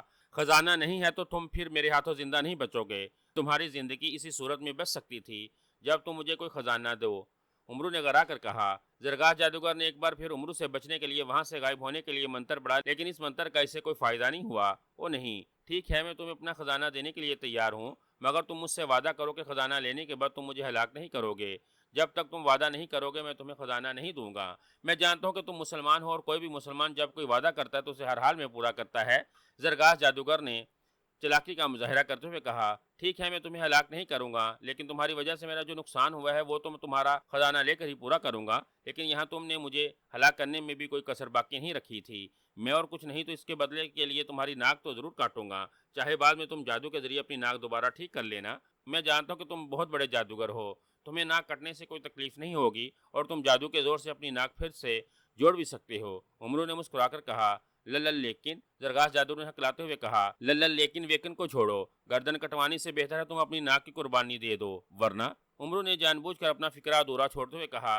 ٹھیک ہے، تم میری ناک کاٹ دینا، میں ایک منتر پڑھ لیتا ہوں تاکہ مجھے ناک کٹنے کا احساس نہ ہو اور میں اسے دوبارہ جادو سے جوڑ سکوں۔ زرگاہ جادوگر نے کہا تو امرو نے اس بات میں سر ہلا دیا۔ زرگاہ جادوگر نے ایک منتر پڑھ کر اپنی ناک پر پھونکا اور مطمئن ہو گیا۔ لو اب کاٹ لو میری ناک۔ زرگاہ جادوگر نے اطمینان بھرے لہجے میں کہا، جیسے اسے یقین ہو کہ اس نے جو منتر پڑھا اس کی وجہ سے اسے ناک کے کٹنے کی کوئی تکلیف نہیں ہوگی اور وہ اپنی ناک دوبارہ آسانی سے جوڑ بھی لے گا۔ ابھی نہیں، پہلے تم مجھے اپنا خزانہ دو، اس کے بعد۔ امرو نے کہا۔ او نہیں، ٹھیک ہے، آؤ میرے ساتھ آؤ، زرگاہ جادوگر نے کہا تو امرو نے اس بات میں سر ہلا دیا اور زرگاہ جادوگر کو لے کر وہ کمرے کے دروازے کی جانب بڑھا۔ محافظ بونے، امرو نے محافظ بونے کو نہایت آہستگی سے آواز دی۔ حکم آقا۔ محافظ بونے نے فوراً اس کے سامنے ظاہر ہوتے ہوئے کہا، جو غیبی حالت میں اس کی حفاظت کر رہا تھا۔ ظاہر ہونے کے بعد وہ بھی صرف امرو یار کو دکھائی دے سکتا تھا۔ زرگاہ جادوگر نہ تو اسے دیکھ سکتا تھا اور نہ ہی اس کی آواز سن سکتا تھا۔ یہ مجھے باہر لے جا رہا ہے، دھیان رکھنا کہ یہ اپنی کسی جادوئی طاقت کو نہ بلا لے۔ جب تک میں اس کا سارا خزانہ حاصل نہ کر لوں اس کی کوئی جادوئی طاقت یہاں نہیں آنی چاہیے۔ امرو نے کہا۔ نہیں آئے گی آقا، میں کسی جادوئی طاقت کو اس کے محل میں گھسنے نہیں دوں گا، محافظ بونے نے کہا تو امرو نے اطمینان بھرے انداز میں سر ہلا دیا۔ زرگاہ جادوگر بہت پریشان تھا، وہ دل ہی دل میں منتر پڑھتا ہوا بار بار باشوری اور اپنی دوسری جادوئی طاقتوں کو بلانے کی کوشش کر رہا تھا تاکہ وہ امرو یار سے اس کی جان چھڑا سکے، لیکن بار بار منتر پڑھنے کے باوجود نہ تو باشوری وہاں آ رہی تھی اور نہ اس کی کوئی اور جادوئی طاقت۔ وہ امرو یار کے سامنے سے غائب ہو نہیں ہو سکتا تھا۔ وہ چونکہ امرو یار کی تلوار کی نوک پر تھا، اس لیے وہ مجبوراً امرو یار کو لے کر ایک تہہ خانے میں آ گیا جہاں اس کے خزانے پڑے تھے۔ زرگاہ جادوگر کے خزانے گو کے خزانہ طلسم کے خزانے جتنے بڑے تو نہیں تھے، لیکن اس کے باوجود وہاں خزانے کے 10 بڑے بڑے صندوق بھرے ہوئے تھے، جنہیں دیکھ کر عمر و یار کی باتیں پھیل گئی تھیں۔ عمر و یار نے اچانک تلوار کا ہاتھ مار کر زرگاہ جادوگر کی ناک اڑائی اور پھر تیزی سے خزانے کے صندوقوں کی جانب جھپٹا۔ زرگاہ جادوگر کے ناک کٹنے کا واقعی کوئی احساس نہیں ہوا تھا، لیکن چونکہ وہ یہ نہیں جانتا تھا کہ اس کی جان جادوئی اصولوں کے تحت اس کی ناک میں تھی، اس لیے ناک کٹتے ہی وہ لہرایا اور الٹ کر گرتا چلا گیا، اور اس کے دماغ میں موت کے اندھیرے برنا شروع ہو گئے۔ وہ زمین پر گرا بری طرح سے تڑپ رہا تھا، جیسے عمرو نے اس کی ناک کاٹنے کی بجائے اس کی گردن کاٹ دی ہو۔ کچھ دیر وہ تڑپتا رہا، پھر ساکت ہو گیا۔ پھر اچانک زرگاہ جادوگر کے جسم میں آگ لگ گئی۔ عمرو نے زرگاہ جادوگر کی جلتی ہوئی لاش کی جانب آنکھ اٹھا کر بھی نہیں دیکھا تھا، وہ تو زرگاہ جادوگر کے خزانوں پر ٹوٹا ہوا تھا۔ جب اس نے 10 کے 10 صندوقوں سے خزانہ نکال کر اپنی زنبیل میں ڈال لیے تو وہ پلٹ کر زرگاہ جادوگر کی جلتی ہوئی لاش کی طرف دیکھنے لگا۔ اس کی لاش ابھی جل کر بزم ہو جائے گی آقا، اور اس کے جل کر بزم ہوتے اس کا جادو محل بھی ختم ہو جائے گا۔ اس سے پہلے کہ جادو محل ختم ہو آپ یہاں سے نکل چلیے جلدی۔